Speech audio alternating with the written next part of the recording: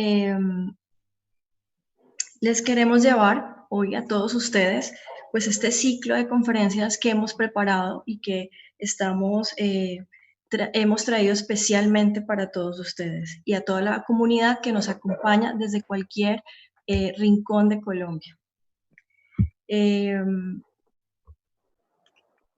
Actualmente nosotros pues estamos en inscripciones de nuestros programas de posgrado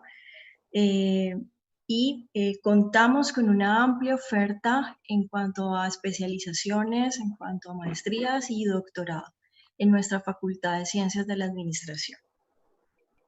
Para nuestro caso, pues estamos ofertando la maestría en calidad para la gestión de las organizaciones, que pues inicialmente la tenemos nuestra sede en Cali, pero hay una buena noticia porque esta maestría ya también está siendo ofertada para la ciudad de Bogotá. Entonces, para todos los que se encuentran en esa zona y Bogotá y sus alrededores, pues entonces estar muy pendientes porque también estamos ya haciendo presencia con esta maestría.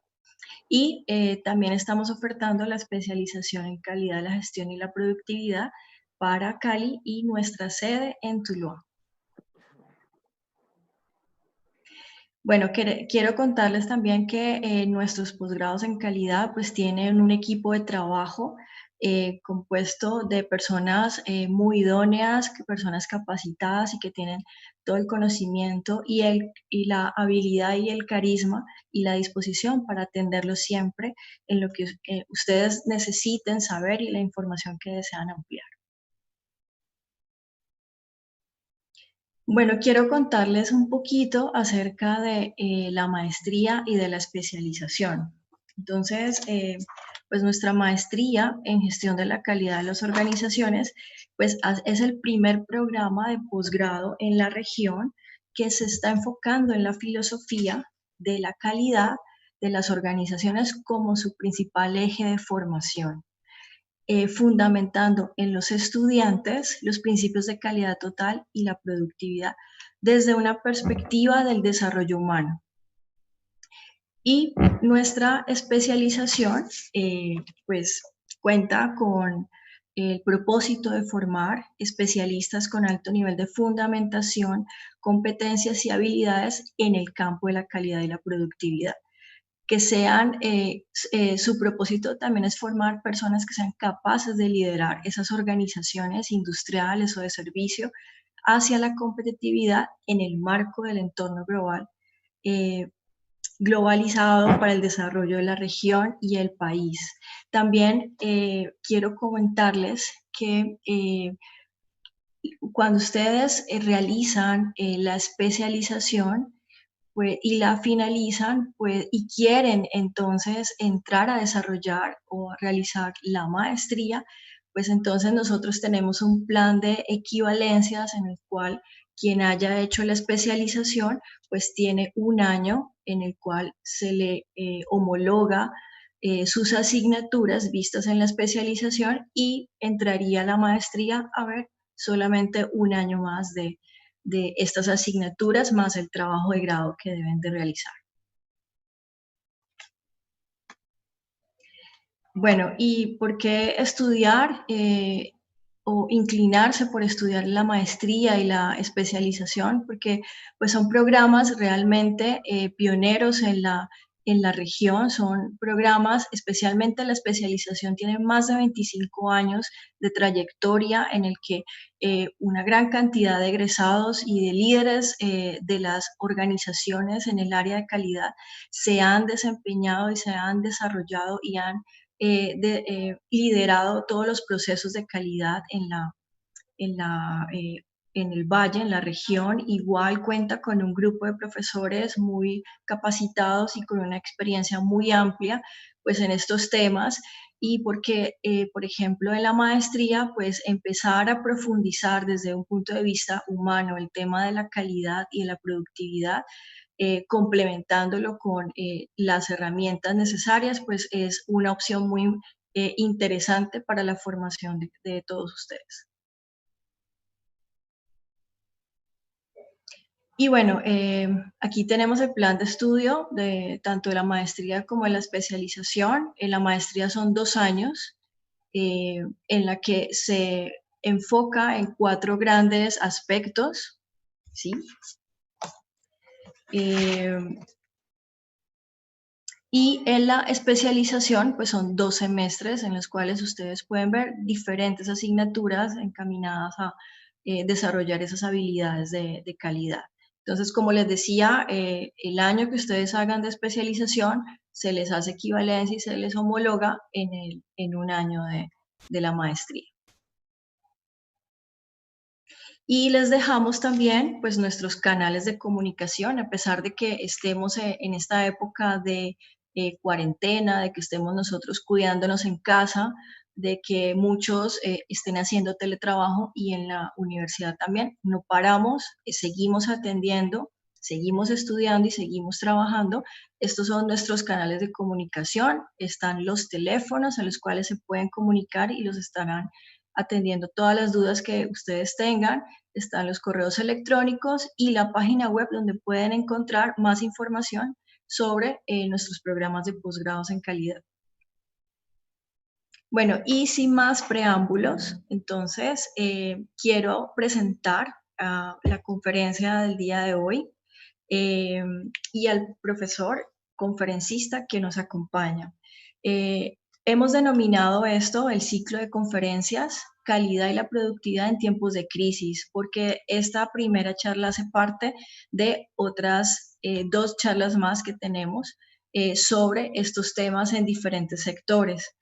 El día de hoy, pues, la conferencia pues, se titula BPM, HACCP y la calidad en la gestión de las organizaciones farmacéuticas, cosméticas, alimentos y de productos de aseo.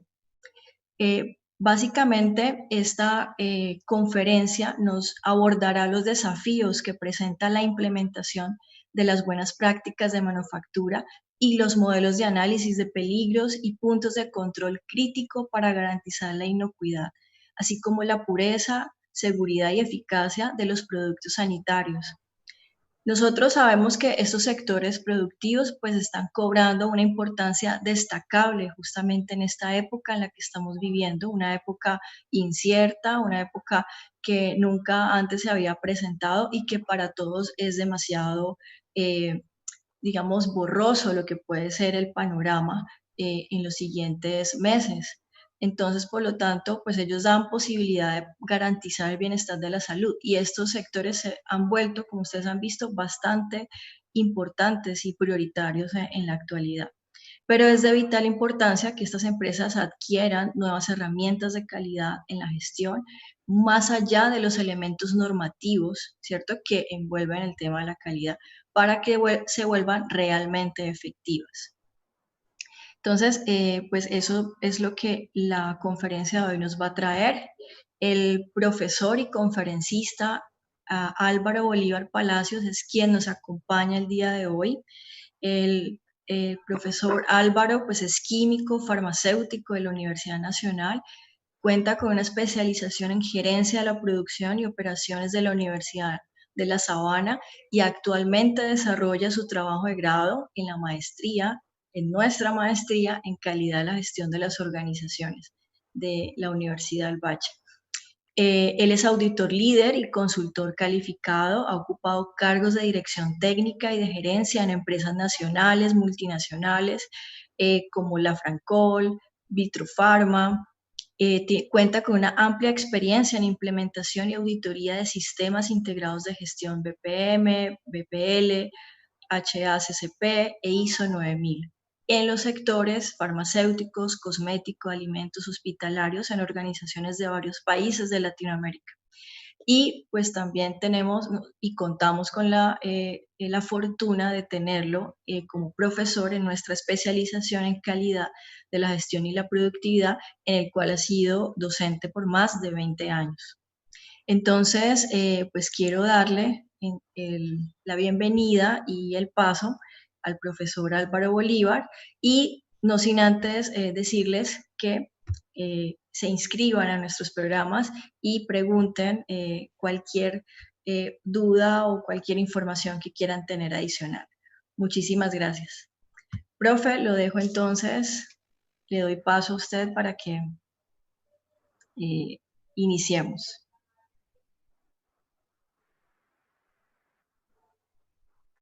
Muy bien, ¿me escuchan en este momento? Sí, profe, te ¿Me escuchamos. escuchan? ¿Y también se ve la presentación? Sí. Sí, también se ve la presentación.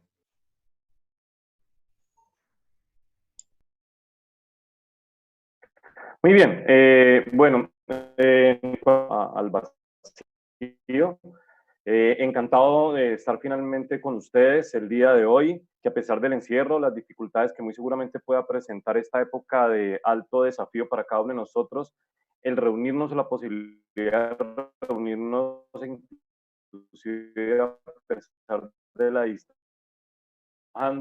ya la profe pues habló acerca de lo que estamos trabajando, un ciclo de experiencias que lo hemos llamado en ese sentido un ciclo relacionado con lo que significaría la calidad y la productividad en tiempos de crisis. Y con esta primera charla, que el nombre aparece directamente relacionado, ustedes lo pueden llegar a factura, la conceptualización de HACCP y la calidad en la gestión de las organizaciones farmacéuticas, cosméticas, alimentos y productos de aseo. Más o menos vamos a estar, lógicamente, mantengan los micrófonos apagados y adicionalmente que traten de no dormirse. Si de pronto se van quedando como dormidos, pues de pronto hagan como yo, se traen un cafecito y nos mantenemos finalmente conectados. Y adicionalmente, pues me esperen para el final para realizar algún tipo de pregunta o inquietud que ustedes puedan finalmente realizarme. De todas maneras, en la última de las diapositivas también va a estar mi celular para que si me quieren enviar preguntas adicionales posteriores a la realización de la charla, pues con mucho gusto también las puedan trabajar.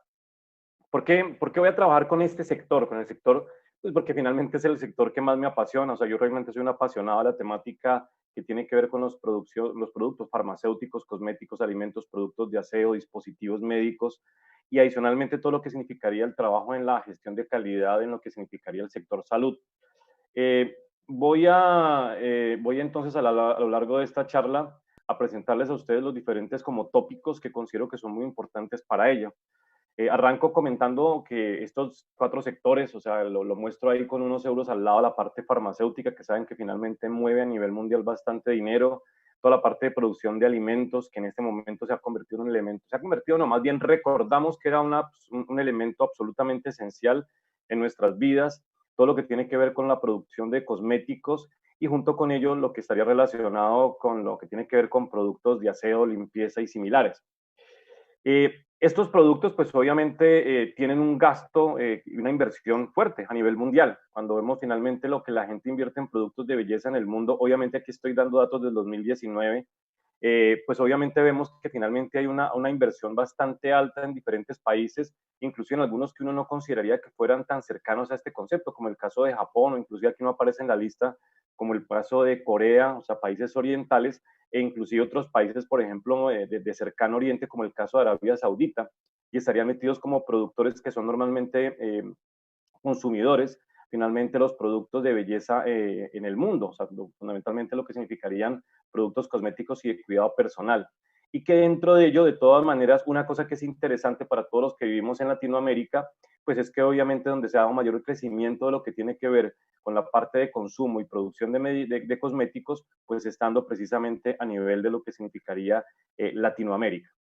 En conjunción con ello, también quise hacer un cierto énfasis en todo lo que tiene que ver con el gasto en salud alrededor del mundo. ¿Sí? O sea, realmente en lo que significaría más que todo cuando estamos hablando de medicinas, hay un gasto bastante alto, una inversión alta, finalmente la que se da a nivel mundial. Estados Unidos, Alemania, Suecia, Canadá invierten realmente sumas altas de dinero en lo relacionado con la parte de producción de medicamentos, haciendo que, por ejemplo, en el caso específico de las 10 más grandes productoras de medicamentos el año pasado, siendo que estaban vendiendo una cantidad bastante alta en la que alcanzaron, por ejemplo, 1.11 mil millones de dólares durante el 2018, Cuando comenzaron a pensar en cómo iba a ser la proyección finalmente para el 2020, ellos pensaban que finalmente iba a haber un crecimiento del 28.8%, fundamentalmente en las conceptualizaciones de lo que tiene que ver con productos oncológicos, neurociencia y lo que tiene que ver con el cuidado para la piel. O sea, realmente se mueve bastante dinero en estos sectores que estamos hablando, y lo mismo podríamos llegar a hablar cuando de alguna manera ya nos vamos a hogares y decimos en hogares qué es lo que la gente más gasta o consume o invierte. Finalmente encontramos, como ustedes lo pueden llegar a ver, todo lo que tiene que ver con bebidas alcohólicas, alimentos, bebidas no alcohólicas, es el que se mueve con un mayor rango. O sea, normalmente invertimos más en alimentos. Más adelante vamos a hablar un poco acerca de cómo se ha dado el cambio a la actualidad. En la actualidad casi que todo se va por alimentos y bebidas no alcohólicas, y quedando como en nivel secundario pues otros elementos adicionales, pero con lo que estoy queriendo hacer del arranque es hacer entender que uno de los elementos más interesantes que ha sucedido siempre es que la gente tiene ya metido en su cabeza que finalmente el mundo farmacéutico, el mundo de los cosméticos, el mundo de los alimentos, finalmente son sistemas productivos bastante interesantes para el desarrollo de los países. Más se ha comenzado a ver, pues lógicamente, por esta época en la que normalmente un hombre ya no se mira atractivo porque sea atractivo, sino se mira atractivo si sabe cocinar, y después de cocinar, pues lógicamente sabe lavar la loza. El de abajo pues se ve como atractivo, el de arriba no se ve tan atractivo visualmente, pero muy seguramente al gusto debe sonar bastante gustoso.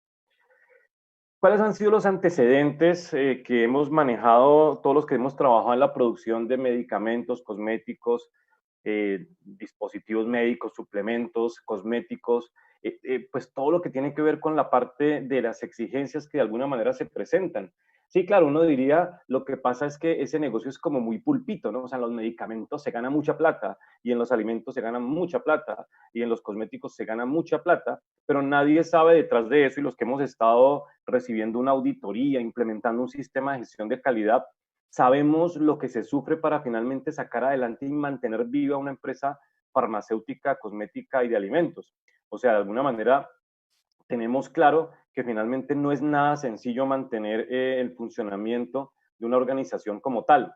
En ese sentido, entonces, la parte inicial de la charla que yo voy a hacer va a estar girando alrededor de eso.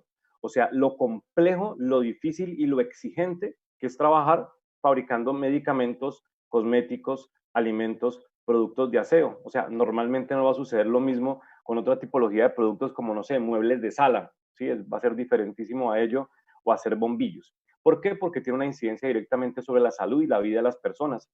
Lo mismo que la charla que voy a dar posteriormente, que tiene que ver con la parte relacionada con salud, también vamos a ver que son sectores que puede llegar a ver, puede ser que se mueva mucho dinero, pero también se mueve mucho nivel de responsabilidad, y dicho de otra forma, se mueve también muchísimo riesgo. Entonces vamos a comenzar a hablar un poquito de cómo surgieron muchas cosas de las relacionadas con lo que es el tópico central de la charla, y es el elemento relacionado con buenas prácticas de manufactura. ¿Cómo surge todo esto? Y podemos ver que tanto en la parte relacionada con lo que está, con lo que tiene que ver con la parte de alimentos, como lo que tiene que ver con cosméticos y con lo que tiene que ver con productos farma, eso surge con sucesos. O sea, todo tiene que ver con pésimas condiciones de higiene en el envasado de carnes, incidencia de la sulfanilamida e intoxicación con dietilenglicol, incidente de la talidomida. O sea, cuando aparecen de alguna manera algún tipo de falla, algo sale mal, lógicamente la gente comienza a decir, oiga, esto debió haber sido regulado o debió haber sido normado. Esa es de las cosas interesantes que inclusive también desarrollamos en medio de nuestra especialización y maestría, y es finalmente la importancia del surgimiento de la norma, o sea, de los elementos normativos, como un componente para dar paso posteriormente a lo que es más interesante y más de fondo, que es la construcción de una cultura de calidad al interior de las organizaciones, que es un tema más fuerte y que inclusive lo desarrollamos más a nivel de lo que significaría la maestría. En ese sentido, sí, van surgiendo una serie como de eventos y sucesos que van diciendo esto tienen que normatizarse, tienen que ponerse pues una serie de reglamentos para que finalmente ese tipo de cosas no sucedan.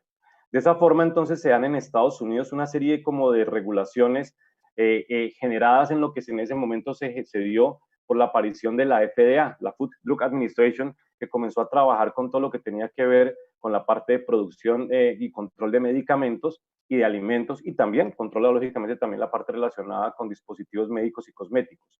Y en ese momento se generan las Good Manufacturing Practices, o las llamadas en inglés las GMP, Y en 1962 se propone unas buenas prácticas de manufactura como tal y se publican en 1963, y desde 1978 la FDA comienza a hacer todo un programa de inspección, o sea, de seguimiento a las diferentes empresas para ver que todas las cosas, pues lógicamente, se estén cumpliendo.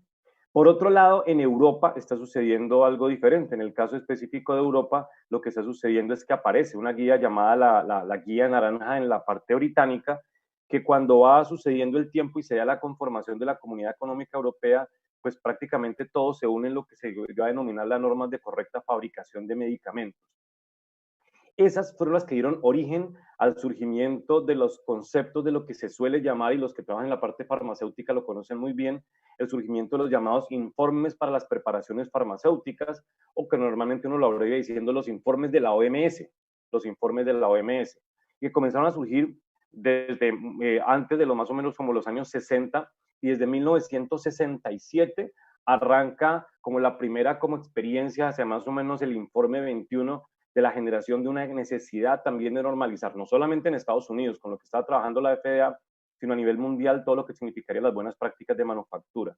Y en 1969, pues obviamente aparece todo el concepto de aplicación de BPM de la OMS, y en 1971 dicen, esto debería ser obligatorio. Pero en el 75 dice, tienen que certificarse. Y aparece una cosa que ya comienza a meternos en un mundo diferente, que es que no solamente en la actualidad y desde hace un muy buen tiempo, no es válido que simplemente uno diga que es bueno, sino que tiene que demostrarlo. Y ahí aparecen elementos significativos como lo que serían los modelos de auditoría, seguimiento, evaluación, que como también usted lo vio la profesora Jenny, pues hacen parte sustancial de los programas que nosotros manejamos. Cuando pasa el tiempo, aparece en 1992 un elemento que fue muy importante, el llamado Informe 32 de la Organización Mundial de la Salud, que tuvo pues realmente pues un realce significativo y trastornó, voy a decirlo de forma fea, trastornó como el mundo del funcionamiento de cómo se venían haciendo las cosas. Desaparecieron en la mayoría de los países muchas empresas de producción de medicamentos porque se dan cuenta de que la vara ya era muy alta y no era tan sencillo fabricar medicamentos. Y en ese sentido, pues lógicamente una de las cosas que quisieron comenzar a hacer muchas empresas, pues bueno, importemos, cerremos la planta, y sucedió eso. En Colombia, más o menos de la existencia de unas 500 plantas de producción farmacéutica, en su momento no quedaron más de 200. O sea, se eliminaron o salieron de finalmente de funcionamiento muchas plantas, porque realmente la inversión para estar cumpliendo los parámetros de ese informe 32 eran muy complejos. Ese informe 32 se volvió obligatorio en Colombia en 1997 y se dio 3 años para cumplimiento, 3 años para cumplimiento. Y en el año 2000, desde ahí en adelante, el que no lo tuviera finalmente no funcionaba. Hasta el momento todavía sigue siendo el informe vigente, y fue el informe vigente hasta hace poquitos días, a partir de algo que vamos a nombrar más adelante con la aparición de lo que se llamaría el informe 37, que también es viejito, pero ese es el que en Colombia para productos no estériles aparece. En la parte inferior pueden ustedes ver que ahí se nombra que también algo similar sucedió con la parte de buenas prácticas de manufactura por parte de la FDA, y que apareció finalmente en la parte 110 para la parte de alimentos para consumo humano. Pero de forma colateral estaba sucediendo lo mismo. La FAO, en correlación con la Organización Mundial de la Salud, en 1963 comenzaron a generar normas y las metieron con una finalidad muy clara en 1969, con lo que se llamó el Código Internacional de Recomendado de Prácticas, Principios Generales de Higiene de los Alimentos, y que se metieron como parte integral de todo lo que significarían los elementos de lo que se denomina el Códex Alimentarios. Y bueno, una cosa que es interesante y dura finalmente poner en práctica es que todo lo que tiene que ver con la parte de calidad nos hace entender que la calidad no es estática, no hay cosa más móvil que el mundo de la calidad. O sea, lo que es bueno hoy no quiere decir que sea bueno mañana. Primero que todo, sabemos claramente que la calidad es algo que tiene que ser previamente definido para que uno pueda llegar a decir esto es de calidad o esto no es de calidad. Y bajo esas circunstancias, cuando uno comienza a hablar acerca de esos elementos, pues se da cuenta de que lo que hoy es calidad, pasado el tiempo, un año o 6 meses o inclusive 3 días, finalmente las exigencias comienzan a ser más fuertes y más apretadas. En donde es muy evidente, pues lógicamente es en lo que significaría los productos farmacéuticos, donde han aparecido con mucha frecuencia cada año un nuevo informe de la Organización Mundial de la Salud para preparaciones farmacéuticas. muestro la escena que me parece muy linda de un animal que yo creo que para todos nos llena de regocijo, y es la pequeñita oruga que un día se convierte en mariposa, haciendo entender que en un mundo en el que todo avanza, el que se queda quieto retrocede. Si uno se va a subir al mío y el mío de alguna manera arranca, para uno, los del mío se fueron adelante. Para los que están subidos en el mío, uno se quedó atrás. Es así de claro. Uno retrocedió. Las buenas prácticas de manufactura por eso tienen una B pequeñita que es bastante compleja de poner en práctica, o una C en inglés. En español significaría vigentes, las buenas prácticas de manufactura vigentes, y en inglés significarían current, que es las current good manufacturing practices.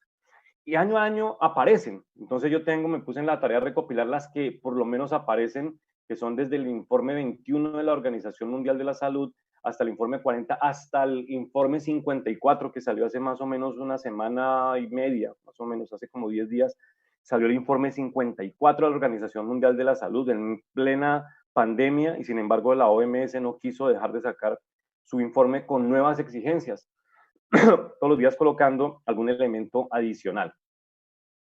Pero de todos esos informes, hay unos informes que son claves. ¿Sí? El de 1975, porque fue el que comenzó todo lo que significaría el esquema de certificación. El de 1992, porque fue el que generó todos los requisitos de GMP o de Good Manufacturing Practices que comenzaron a articularse. En el año 2003, todo lo que se dio a denominar el informe 37 de la Organización Mundial de la Salud. Tengan en cuenta ese número, porque eso es lo que en este momento tiene muy asustado a todo el sector farmacéutico. Todas las empresas de producción de medicamentos farmacéuticos, de productos farmacéuticos, están muy tensas porque tienen que implementar un cambio de informe 32 a informe 37. Cuando uno dice, pero ¿y qué pasa con esos números intermedios? ¿Es que no existieron? No, es que en esos intermedios aparecen normas sectoriales más pequeñas. Por ejemplo, se habla solamente de funcionamiento del sistema de purificación de agua, o cómo tiene que ser el sistema de ventilación de una planta farmacéutica. Pero en los que aparece todo el paquete completo de buenas prácticas de manufactura es en el 32, en el 37, 45 y en el informe 48. Para ustedes, para que estén un poco informados, países como Perú, como México, como Argentina se mueven entre el informe 45 y 48 de forma obligatoria, y lo mismo el caso específico de Brasil. En Colombia todavía estamos saliendo del informe 32 y entrando al informe 37. Obviamente, con un alto nivel de exigencia por la tipología de auditores que nosotros manejamos, que realmente es bastante fuerte y sólida y hace que finalmente muchos países, así tengan un informe mucho más alto en cuanto a número, saben que, no, que el nivel de exigencia y la seriedad que pone finalmente el INVIMA en sus evaluaciones asusta, sin lugar a dudas. ¿Y cuál es el objetivo de las buenas prácticas? Pues evitar errores y confusiones y evitar la contaminación. Por eso se documenta tanto, por eso se limpia tanto. Y todo ello porque necesitamos garantizar medicamentos seguros, o sea, que sean, no tengan riesgo, puros, que no estén contaminados y eficaces, que actúen para la patología que de alguna manera ellos sugieren que finalmente funciona. Y porque tenemos al frente a nosotros a un cuerpo médico que tiene que confiar en cada uno de los medicamentos que él prescribe y que finalmente entrega en una droguería, porque al final de cuentas va a ir a un niño, a nuestra mamá, a nuestra hermana o a una persona muy cercana a nosotros. Y tenemos que garantizar que finalmente no se altere su vida. ¿En qué consisten esas buenas prácticas de manufactura? Pues lo que normalmente uno explica cuando habla de los conceptos de las espinas de pescado de 6M, mano de obra, medio ambiente, maquinaria, materiales, métodos de producción, mediciones y controles para garantizar que tengamos productos seguros, puros y eficaces, como ya lo dijimos. Y entonces, uno recordando esta espina de pescado, uno vería que hay una serie como de capítulos que no me voy a detener porque realmente sería bastante largo y da obviamente para todo un diplomado comenzar a hablar uno acerca de este concepto. Capítulos que tienen que ver desde el capítulo 1 de garantía de calidad, buenas prácticas de manufactura, todo lo que tiene que ver con saneamiento, higiene, y los que están dentro de la espina de pescado, como higiene personal, capacitación personal, que hace parte de la M de mano de obra, medio ambiente, que está relacionado con instalaciones, maquinaria, que tiene que ver con equipos, materiales con materiales, métodos de producción, y lo que tiene que ver con mediciones y controles para garantizar que esos productos sean seguros, puros y efectivos, y unos capítulos complementarios que son de igual nivel de relevancia e importancia junto con el de documentación. Y se trabaja para tener medicamentos de alto nivel de calidad. Este concepto aplica fundamentalmente para lo que nosotros entendemos como los productos farmacéuticos no estériles, o lo que significarían los productos farmacéuticos no estériles. cuando estamos hablando de productos farmacéuticos estériles, sí es obligatorio en Colombia que comencemos a aplicar el informe 45 de la OMS. Y ese sí es un reto gigantesco, porque además, cuando se habla de producción de medicamentos estériles, las agencias reguladoras son muchísimo más estrictas, porque sabe que un producto que va al torrente sanguíneo, por ejemplo, sin tener la posibilidad de pasar por un mecanismo como significaría el proceso de que pasar por el sistema digestivo, es muchísimo más fuerte. Obviamente cualquier factor de contaminación sería realmente grave o inclusive en muchísimos casos mortal. Por eso entonces el informe 45 de la OMS es bastante exigente y en ese sentido sí estamos al mismo nivel de exigencia que cualquier otro país de Latinoamérica o inclusive del mundo. Para terminar de completar, para la industria farmacéutica, pues aparecieron también obligatoriedades de garantizar, como lo dice la parte inferior, la confiabilidad de los resultados analíticos a través de la puesta en práctica de lo que se llaman las buenas prácticas de laboratorio físico-químicas del informe 44 de la OMS y las buenas prácticas de laboratorio microbiológico del informe 45 de la OMS. Secciones que a través de sus capítulos tienen unos niveles de exigencia muy altos en cosas importantísimas como la integridad de datos y la validación de sistemas computarizados o lo que tiene que ver con la validación de metodologías analíticas y el trabajo analítico y la calificación de los analistas para garantizar que cuando un resultado dice que se tiene una impureza en una determinada concentración, nadie lo pueda llegar a poner en duda. Pero eso bien, eso sucede por el mundo de lo farmacéutico, exigencias y exigencias en la parte de buenas prácticas de manufactura. Pero con fuerza en el sector de los alimentos, pues siempre ha aparecido una tipología de trabajo, un esquema, un modelo de aseguramiento de inocuidad denominado HACCP, que habla de, como lo dicen sus siglas, Hazard Analysis Critical Control Points, que nos refiere fundamentalmente el concepto de hazard, que si uno le quita la H y le quita la D final, le queda la letra de azar. Por eso coloco al lado derecho los dados, porque parece que en el lenguaje árabe eso es lo que puede llegar a significar esta palabra o de dónde puede provenir esta palabra. La parte relacionada con análisis, critical control points, y que nos refiere a nosotros de la necesidad de hacer análisis de peligros y sobre los peligros identificados no dejarlos sueltos volando, sino fijar puntos de control crítico. Alrededor de eso es que aparece finalmente esta metodología, la cual se originó fundamentalmente por una compañía norteamericana que era la Pillsbury, que quiso trabajar en conjunción con la NASA en el momento en que estaban comenzándose por los años 60 todos los vuelos aeronáuticos, cuando se mandaban fuera de la órbita terrestre finalmente a las personas para que hicieran sus descubrimientos o reconocimientos, pero cuando se hacía esto se decía, bueno, pero ¿cómo los vamos a mandar fuera de la órbita terrestre con alimentos que, no sé, mandarlo de pronto con un aborrajado, que no, que un astronauta que quería que llevar marranitas o algo similar, pues obviamente iba a ser complicado. Por ejemplo, un tamal y garantizar que el tamal tuviera una absoluta inocaño fuera de la órbita terrestre, pues obviamente se volvió como complicado. Entonces, en ese sentido, lo que se dijo fue, tenemos que mandarlos con alimentos, porque de todas maneras nadie con los suficientes nutrientes, porque uno, pues yo tomo porque pues también es un gusto, o sea, es muy rico comerse una hamburguesa o es muy rico comerse un pescado, un salmón, o es muy sabroso tomarse es uno de los más grandes gustos de la vida, indudablemente. Entonces, sería casi mortal mandar a la persona solamente con una serie de tableticas. Entonces, el encargó a la fuera de la órbita terrestre, pues tuviera finalmente la posibilidad de garantizar este sistema que de las definiciones que a mí más me gustan es esta definición. Primero que todo, habla de un sistema, que es esa visión que me parece que es muy importante y que no podemos perder de vista, alrededor de la cual gira muchísimo de la transmisión de lo que yo quiero generar directamente con ustedes. La importancia de que miremos los modelos como un concepto sistémico,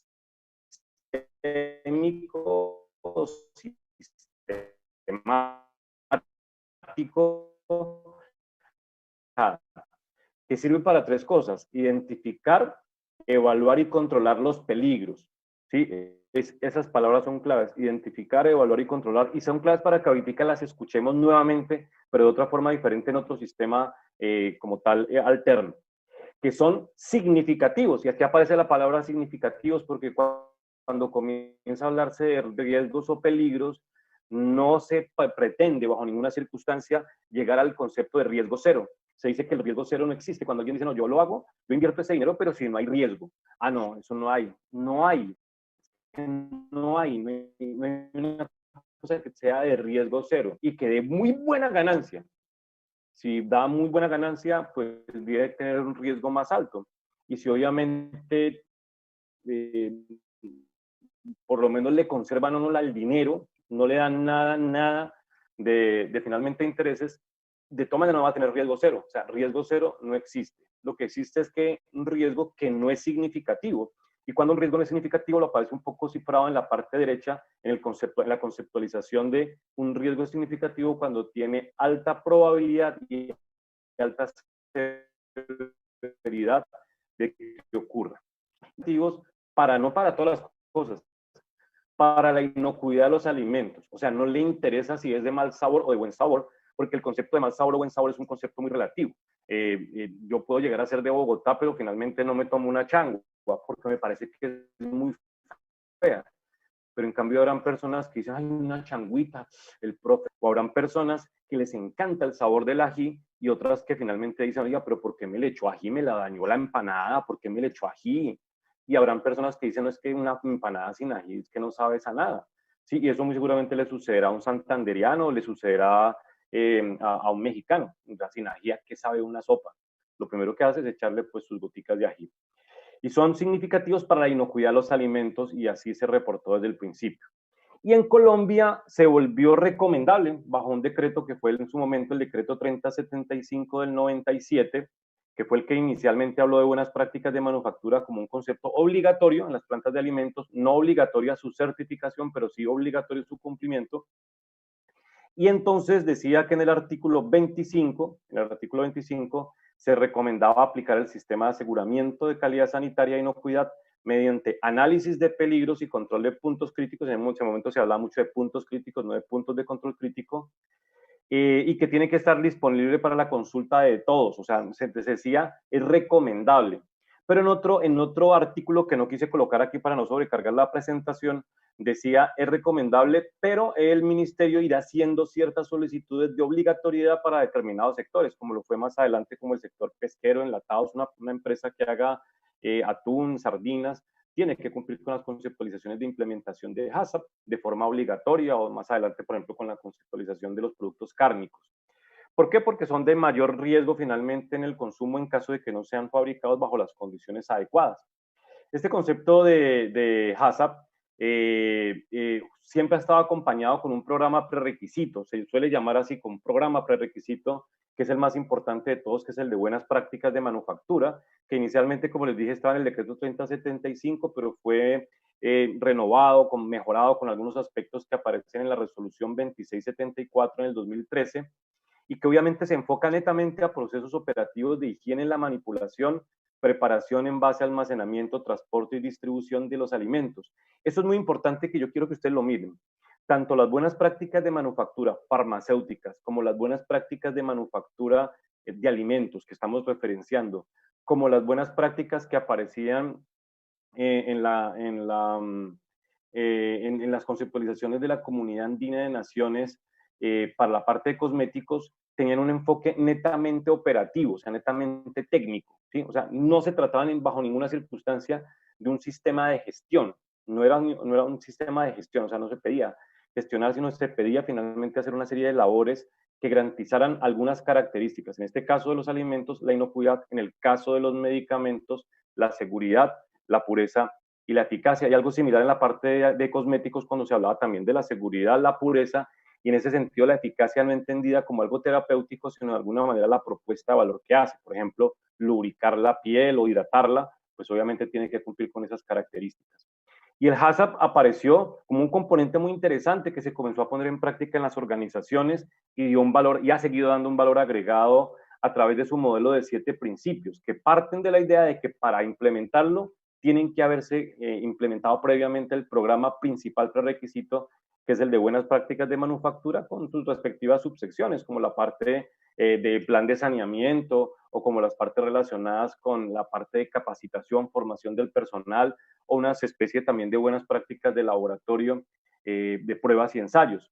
Y así se pone en funcionamiento una serie de componentes, de principios que tienen que ver con, hay que analizar peligros, determinar puntos de control crítico, aquí están 10 puntos de control crítico, establecer esos límites de control en cada punto de control crítico, establecer un modelo de monitoreo, generar acciones correctivas, documentar, registrar y verificar. Puesto en práctica, eso en el funcionamiento de una planta, por ejemplo, como la que aparece en la foto, relacionada con producción de lácteos, me garantiza que al final, cuando yo ya estoy sacando el producto finalmente al mercado, pueda garantizar totalmente su inocuidad, o sea, que no hace ningún tipo de daño como tal a las personas. Pero y aquí, y esto es interesantísimo, comienza a suceder algo. Hacia cuando aparece el informe 37, más o menos por allá en el 2000 algo, comenzando como el 2000 algo, la Organización Mundial de la Salud para la parte de medicamentos pidió que las empresas farmacéuticas implementaran HACCP, o sea, sería muy bueno que usted implementara un modelo de HACCP, y les dijo implementen HACCP, porque de alguna manera no tenía claro qué era lo que quería, pero cuando pasó el tiempo, apareció un grupo organizacional que se llamaba en su momento la ICH, o se llama la ICH, en ese momento era la Conferencia Internacional de Armonización, ¿sí? La Conferencia Internacional de Armonización ICH, que luego dio a denominarse el Consejo Internacional de Armonización, y comenzó a generar unas guías que se volvieron muy populares y muy fuertes en el sector farmacéutico. Y creó una que cogió mucha fuerza, que dijo, mire, en el fondo yo no quiero que usted utilice HACCP adaptado a la industria farmacéutica, sino que usted utilice el sistema que usted quiera, o sea, la herramienta de gestión del riesgo, como lo ven la palabra al lado derecho, la herramienta de gestión del riesgo, y yo sí quiero que usted gestione el riesgo. ¿Sí? Entonces comienza a ver como le copié lo bueno que tienen los alimentos y es un adecuado modelo para manejar el riesgo, pero aquí se lo piden que sea un sistema de gestión del riesgo.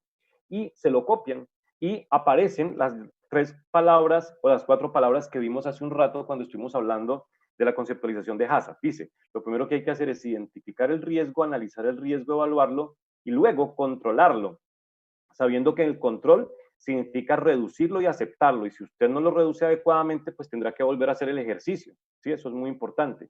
Cuando pase el tiempo, tendrá que hacer revisión del riesgo, haciendo la revisión de eventos significativos para, lógicamente, saber que si está o no está dentro de control del riesgo.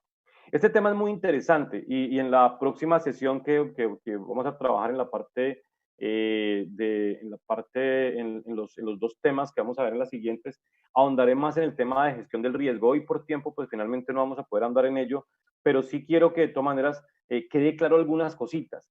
Unas cosas que son muy bellas, y lo digo bello porque a mí me parece bello todo esto, es la identificación del riesgo, la respuesta, como yo le digo, es esas preguntas poderosas, esas preguntas que hacen parte de lo que significarían como el hacer el coach, la labor de coach, de hacer el coaching, y es preguntarle a todo un grupo que está reunido para, por ejemplo, evaluar un proyecto, y todo el mundo está contento porque van a hacer un proyecto y van a cambiar toda la planta y va a ser genial porque vamos a cambiar casi que 4 equipos y más, vamos a hacer una cantidad de cambios. Es buenísimo que alguien pregunte, bueno, ¿y qué podría pasar?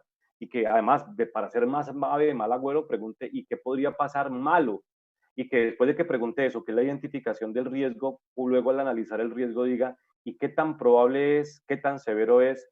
Y si de pronto apareciera el problema, ¿alguien lo podría detectar? Y en ese sentido, iríamos a la evaluación de riesgos, que es de alguna manera comenzar a ver qué tan significativo es el riesgo. Y la única forma de hacerlo es fortaleciendo el criterio, que es enfrentar lo que encontré versus lo que yo había establecido que tenía que encontrar.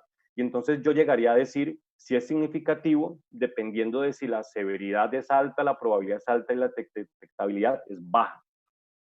Luego de ello comienzo a controlar o hacer tratamientos sobre el riesgo, evitando, reteniendo, reduciendo, transfiriendo o utilizando, que es de las cosas que uno normalmente puede llegar a hacer en los modelos de tratamiento. Y eso sí, y aquí lo especifico en la parte inferior derecha, algo muy importante, y considerar todo lo importante. Y si todo lo anterior falla, ¿qué hacemos?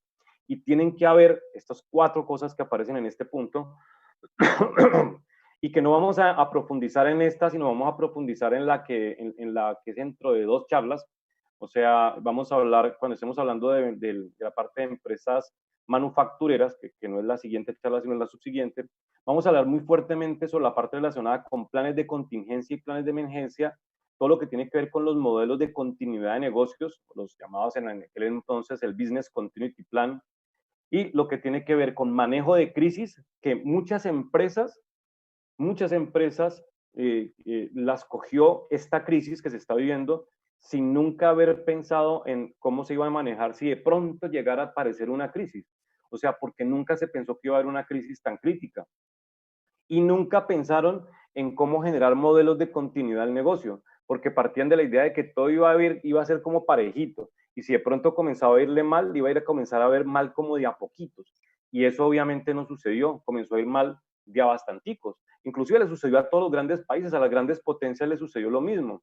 Sus planes de emergencia y de manejo de crisis no se activaron de la forma más adecuada y lógicamente por eso lo que significaría los modelos de recuperación de desastres y demás no se han, o sea, se han comenzado a activar ya en medio de la cuestión y es muy difícil organizarse en medio ya de lo que está sucediendo para tratar de reacomodar las cosas cuando nunca habían sido previamente pensadas. ¿Sí? Eso es una cosa que es muy importante. Ese concepto de gestión del riesgo es fascinante, como les digo, profundizaremos en él dentro de 2 sesiones y profundizaremos también sobre los modelos de planes de contingencia, continuidad de negocio, manejo de crisis y demás.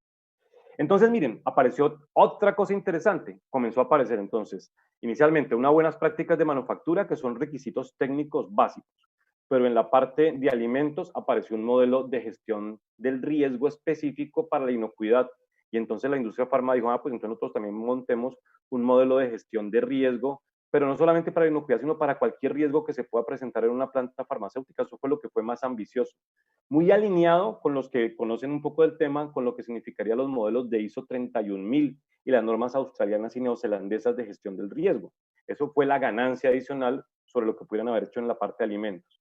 Pero la parte de alimentos comenzó a decir, oiga, yo me estoy dando cuenta de que yo estoy haciendo muy buen trabajo en la parte técnica, muy buen trabajo en la parte de aseguramiento de la inocuidad con un modelo de riesgos para la inocuidad, pero yo no tengo un sistema de gestión. Y entonces en ese momento la ISO, la Organización Internacional de Estandarización, comenzó a crear un modelo de ISO para lo que significaría la parte productora de alimentos y se generó las ISO 22000, que de alguna manera, como ustedes lo pueden ver en la parte derecha, fue una suma de lo que serían las buenas prácticas de manufactura entendidas dentro del concepto y el contexto de la norma como los programas prerequisitos, el HACCP como una conceptualización de riesgo a la inocuidad. Lógicamente el HACCP después comenzó a hablarse un poco más que en vez de ser de pronto una conceptualización de detectar riesgos, tenía que ser más un modelo preventivo, pero pues lógicamente en general el HACCP siempre ha sido una conceptualización altamente preventiva. Apareció y se le mezclaron elementos de las ISO 9000. O sea, usted coge las ISO 22000 y usted dice, no tengo ni idea qué serán las ISO 22000, pero usted sabe algo de buenas prácticas, sabe de HACCP y sabe de ISO 9001, usted ya se sabe las ISO 22000, o sea, eso simplemente fúndalas y aparece el concepto de ISO 22000, colocándole algunas cositas adicionales como por ejemplo la parte de comunicaciones y la generación de los modelos de planes de emergencia. Nuevamente aparecieron esos planes de emergencia que hasta el momento no se mencionaban. Ya no emergencias sanitarias, sino emergencias de inocuidad, lógicamente relacionadas con esto.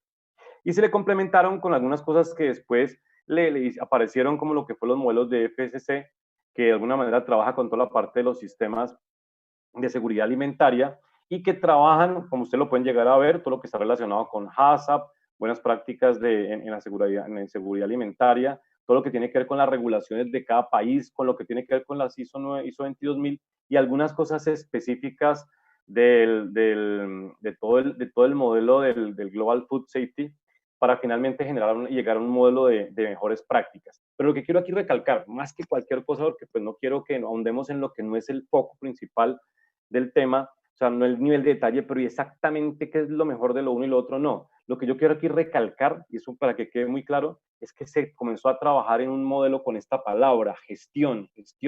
Eso es lo que para mí es importantísima. Se comenzó a pensar en la importancia de a esto no solamente manejarlo como una cosa que uno tapa y tapa cosas, como una cantidad de cosas sueltas, sino finalmente como una cantidad de cosas que tienen integralidad. Como cuando en la ISO 9000 hablamos de hacer el mapa de procesos y uno hace los mapas cabeza, o sea, los mapas estratégicos, los procesos tronco, que son los procesos que de alguna manera le dan vida y funcionamiento al organismo y los que mueven como sus hilos de las manos, y los procesos de apoyo, las piernas, y creando finalmente un sistema corporal. Y así son, de alguna manera, las organizaciones. Y sobre ese sistema uno le hace gestión, entendido bajo las modelaciones, finalmente las ISO 22000, como los conceptos de lo que significaría, como lo dice la ISO, los conceptos de planear, hacer, verificar y actuar. En la parte de cosméticos ha sucedido algo similar y no me detengo, porque, pues, obviamente por cuestiones de tiempo, pero es igual. La parte de cosméticos normalmente casi no han caído como más adelante que las otras normatividades, sino que se ha acercado muchísimo. También se ha pegado bastante fuerte la importancia de la conceptualización de calidad.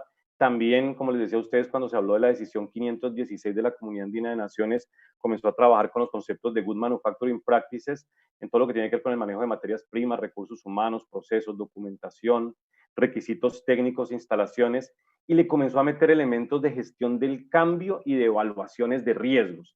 Y con eso se creó finalmente una norma específica de ISO para la parte de cosméticos, ISO 22716. O sea, como que todas tratan de unir como esos componentes de gestión con componentes técnicos con los modelos de riesgos. O sea, eso es lo que yo quiero que quede claro y lo que de alguna manera me serviría muchísimo. Pero eso inclusive, entonces la parte farma comenzó a decir, bueno, esta gente está trabajando con tener un modelo sistema de gestión, deberíamos tener también un sistema de gestión en la parte farmacéutica. Y aquí hago un pare y me meto en lo que de alguna manera también, y quiero, lógicamente, en el sentido también primordial de lo que significaría como el objetivo de esta charla, que vean ustedes cuando uno trabaja en búsqueda de la esencia de las cosas, llega a ver cosas muy profundas. Los que de alguna manera llegaron al mundo de la calidad no porque sabían de ISO 9000, sino porque leyeron a Yuran o porque leyeron a Ishikawa, comenzaron a entender que esos personajes se dieron cuenta de que la calidad no se inspecciona, o sea, no tiene que estar enfocada al producto, la calidad no se controla, la calidad se produce. O sea, no hay que ir sobre los resultados, sino sobre las causales que están metidos en medio de los procesos. Pero después dijeron, y ellos mismos, estos personajes, la calidad no se produce, la calidad se diseña y es total. Por eso se comenzó a hablar por parte de Ishikawa del control total de la calidad y por parte de Yuran de lo que actualmente hace mucho bombo en el mundo farmacéutico y en todos los sectores, en el sector cosmético, mucho el quality by design, o sea, la calidad desde el diseño. Las cosas tienen que nacer bien, porque árbol que nace torcido jamás su tronco endereza, eso dice una de las canciones. Y es así de claro. Y lógicamente, entonces, lo que también quiero rescatar es que de lo interesante que nosotros tenemos, y lo van a ver ustedes en medio de todo lo que viene que ver con la especialización, los elementos relacionados con ver sus aplicaciones, pero ver la esencia de las cosas. O sea, ver que detrás de todos estos conceptos de normas, lo que hay son unos elementos muy profundos de fijación de elementos culturales, de todo lo que tiene que ver con creación de equipos efectivos que finalmente trabajen en un cambio finalmente del funcionamiento de la organización. Y lo que hablamos nosotros de los componentes de gestión, comienzan a volverse fuerte el viejo concepto para nosotros ahora, pero que en ese momento fue muy innovador cuando Sheward y cuando personajes como Deming, que los estudiamos a profundidad finalmente en las temáticas nuestras de la especialización y de la maestría, pues obviamente comenzaron a hablar acerca de la importancia de no solamente hacer las cosas bien, es que no es solamente hacer las cosas bien, sino hay que hacerlas de manera planeada. Y no solamente hay que hacerlas bien, hay que verificar que se estén haciendo bien, o sea, de acuerdo a cómo fueron planeadas. Pero si no lo cerramos el ciclo actuando sobre ello, tomando acciones correctivas, acciones preventivas y los ajustes necesarios y no cerramos el ciclo, no podemos hablar finalmente de los elementos de gestión. Por eso es la única forma en que podemos trabajar con lo que significarían modelaciones de indicadores, sistemas de medición y evaluación, que como lo digo, también se desarrollan fuertemente en la especialización y en la maestría. Y entonces el mundo farmacéutico dijo, oiga, me suena eso, en los modelos de planear, hacer, verificar y actuar. Y me suena el concepto viejo de lo que significaría el trabajar haciendo que la calidad tiene que nacer desde el diseño, o sea, desde que el producto nace. Y se encontraron con el que en el mundo del mercadeo, también hay algunas charlas que también están trabajando con las propuestas de las especializaciones en mercadeo, pues el mundo del mercadeo siempre habló acerca de lo que significaría el ciclo de vida de producto. entendiendo que si los seres humanos tenemos un ciclo de vida en el cual somos concebidos, nacemos, crecemos en una adolescencia, maduramos y tratamos de mantenernos maduros, vigentes con un current continuo, pero que tarde o temprano llegará la decadencia, o sea, tarde o temprano le sucederá como los productos que llegan a su fecha de vencimiento. O sea, tarde o temprano la muerte llega. Y lo que tratan de hacer la mayoría de las empresas, pues es sostener esa curva de madurez. Tratan de sostener fundamentalmente esa curva de madurez como tal. Y entonces viene algo que es muy interesante. En el mundo del mercado siempre se habla de este ciclo. La concepción del producto, en el cual finalmente viene todo el proceso de que lo sueñan las personas de mercadeo, lo trabajan en correlación con los que le traducen ese lenguaje del mundo del cliente al lenguaje del mundo de los técnicos y comienzan a desarrollar un nuevo producto, lo lanzan, introducen al mercado y el producto comienza a venderse, el producto se mantiene y trata uno de mantenerlo. Y lo que también trata de hacer es que mientras el producto de uno está arriba, finalmente uno se siente responsable de no dejarlo morir y que si se muere sea uno el que finalmente lo mata. Como siempre se dice, uno mismo debería ser el que mate sus propios productos. Con toda seguridad que Samsung cuando lanza un celular ya está desarrollando uno que viene a la vanguardia para que ojalá tumbe al siguiente.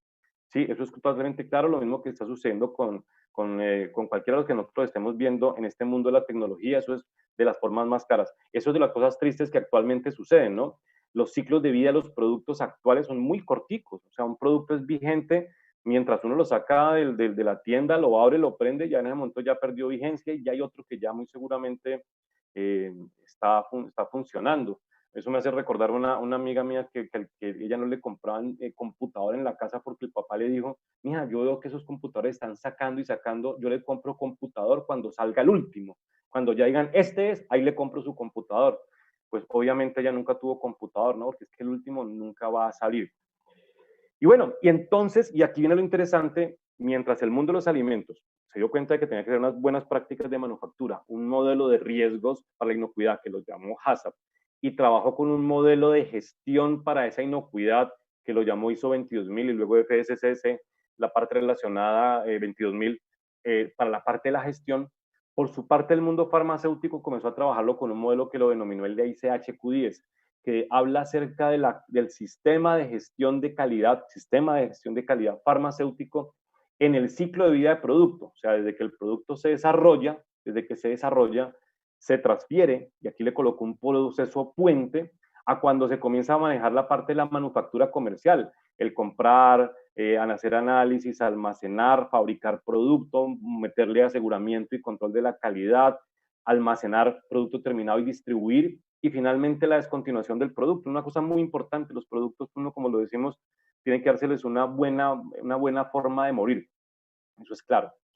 Y aparecen algunos elementos que no voy a referenciar como elementos del sistema de calidad farmacéutico importantes, sino que quisiera hacer más énfasis en lo que aparece en la parte inferior, y es la existencia de unos elementos que se llamarían los posibilitadores o habilitadores del sistema de calidad farmacéutico, que son dos. Se dice que para implementar, perdón, para implementar un sistema o modelo de calidad farmacéutica tienen que haber dos cosas: gestión del conocimiento y gestión de riesgos de la calidad. Y por eso de alguna manera, cuando yo le propuse a la directora de los programas de posgrado de nuestros que hiciéramos este ciclo de charlas, yo viendo ese tema, yo decía, es que hay muchas cosas que se necesitan hablar en esta época de crisis, de elementos relacionados con elementos normativos, sí, pero también hablar de riesgo, se necesita hablar de riesgo, se necesita hablar de planes de continuidad del negocio. Algo más adelante que vamos a hablar, gestión de la resiliencia, se necesita hablar de resiliencia organizada, no resiliencia como una capacidad de aguante, sino como algo realmente estructurado. Y una cosa muy importante, gestión del conocimiento, porque ¿qué son las universidades sino gestoras de conocimiento? Y obviamente en esa función social que cumple una universidad, y más en este caso específico la Universidad del Valle, dentro de estos programas, pues es esa función de su responsabilidad social, está muy relacionada con generar elementos de gestión del conocimiento en las personas y en las organizaciones. Y esa gestión del conocimiento tiene que ser con un enfoque nuevamente sistémico, en el cual se tenga muy claramente evidenciado cómo es que adquirimos, cómo es que analizamos, almacenamos y difundimos la información. Eso es bien importante, eso tiene que estar muy claramente evidenciado, porque si no lo que nosotros vamos a tener pues una cantidad como de datos sueltos, pero no conocimiento que transforme a los seres humanos y que transforme las organizaciones. Por eso también nuevamente lo ratifico, elementos tales como hablar de sociología de la calidad no es algo muy común de verlo, y solamente esos valores agregados se pueden dar en connotaciones claras como las que de alguna manera en estos casos se evidencia la misma universidad. Esas fuentes del conocimiento, pues unas son internas de las organizaciones, la que más me gusta, la número 3, lecciones aprendidas de los fracasos y de los proyectos de éxito. O sea, si no aprendemos de nuestras equivocaciones, pues supremamente grave. Si uno solamente piensa que se puede aprender de los libros, sino que se puede aprender finalmente la experiencia de uno, la experiencia que otros han vivido, pues se vuelve complicado. Y las fuentes externas más claras, las normas, el mundo académico, y por eso la invitación a que ustedes hagan finalmente parte también de este mundo académico. Yo nunca lo he dejado de hacer. Siempre he trabajado en plantas, en empresas, he estado metido en muchas plantas de alimentos, en muchos hospitales, en muchas plantas productoras de medicamentos, en muchas empresas de cosméticos, y estando metido allá, no me olvido de la importancia de la fundamentación del mundo académico, que lo hace uno permanecer actualizado. El estar metido en la empresa lo hace uno entender la realidad y saber que finalmente aterrizar las cosas a la realidad es muy difícil. Pero ¿qué va a aterrizar uno a la realidad si no hay fuentes que lo abastezcan? Tiene que haber alguien que le diga, mire, esto es lo último, y uno finalmente en la organización trabaja en esa importancia de la plasmación y la lleva a la práctica. La necesidad clara de que nosotros nos alimentemos de ese mundo académico, de conferencias y de alguien que transmita sus conocimientos. Pero bueno, y aquí ya vamos con la tercera parte de lo que hemos trabajado, las nuevas preocupaciones. La primera nos hablaba entonces acerca de, claro, estas empresas mueven dinero fuertes, las grandes empresas de alimentos, las grandes empresas de cosméticos, las grandes empresas de medicamentos, claro, mueven bastante. Luego hablamos acerca de tienen normas fuertes que las rigen. Luego hablamos, pero adicionalmente quieren trabajar teniendo elementos de gestión, quieren trabajar teniendo elementos de gestión. Pero ahora aparecen por esta época y por estos meses específicamente nuevas preocupaciones que muchos esperaban y otros no se esperaban. Por ahí estuve escuchando yo una conferencia de Obama, cuando él decía, se prevé que muy seguramente llegue una pandemia similar a la gripe o a la influenza española, decía él. Y lo decía con una certeza absoluta, y ojalá que no cause la cantidad de muertes que causó en ese momento en la 1819 esta pandemia. Pero eso va a ocurrir, y lo dice así, y de alguna manera muchos lo advertían, y no es porque pronto alguien después ya comienza a decir, claro, lo que pasa es que ellos se hicieron parte de una conspiración, porque todo el tiempo estamos con la conspiración, y más allá de la conspiración es qué podemos aprender de todo esto, qué podemos aprender de todo esto. Y aquí puede aparecer una grafiquita que me pareció muy chévere. Saber primero que todas las primeras cosas que tenemos que aprender es que esto no ha sido lo más reciente y ni siquiera ha sido lo más fatídico. O sea, han habido epidemias desde las más lejanas de la peste antonina, inclusive antes de eso la peste que sucedió en la parte griega con durante el siglo de oro de Pericles, la parte más alta y más grande de Grecia. Lo que sucedió con la peste antonina, que es súper hermosísimo entender de los conceptos que sucedieron cuando a Marco Antonio le tocó lidiar, un personaje fascinante, Marco Antonio, le tocó lidiar con la guerra con los bárbaros, le tocó filosofar en medio de la guerra, le tocó aprender e implementar muchas cosas de gestión, porque le vino una pandemia gigantesca en ese momento que causó la muerte de 5 millones de personas, todas de su imperio. Y él finalmente le tocó comenzar a administrar en medio de todo ello, y él se puso a la cabeza de todo ese proceso administrativo. Primera cosa que hizo fue vendió las cosas de su esposa y las cosas que no eran importantes y prioritarias del imperio para atender finalmente todo ello y, y unirse con una serie de los más sabios de aquel momento para tomar las mejores decisiones, y salió adelante. Desafortunadamente su hijo no fue muy interesante, se llamaba Cómodo, ya se lo pueden imaginar ustedes cómo eran. Que hayan visto la película, creo que El Gladiador, ahí aparece la historia un poco de él. Y han aparecido muchas más, imagínense, muchas como por ejemplo la que aparece 25 a 50 millones, que apareció con todo el mundo, en el que murieron muchísimos indígenas nuestros, ¿no? Que aparecieron después fuertes plagas, de las más duras de todas, pues lógicamente la que se presenta hacia 1918 al 20 con la gripa española, 20 a 50 millones de personas que han muerto. Hasta el momento, ahorita vamos a mirar la cifra en ese momento, lo que llevamos muertos a nivel mundial, y siendo que en ese momento ya somos como 7.000 millones y algo de habitantes, en ese momento no éramos tantos, imagínense que se murió toda esta cantidad de personas y también concentrada normalmente en el mundo europeo.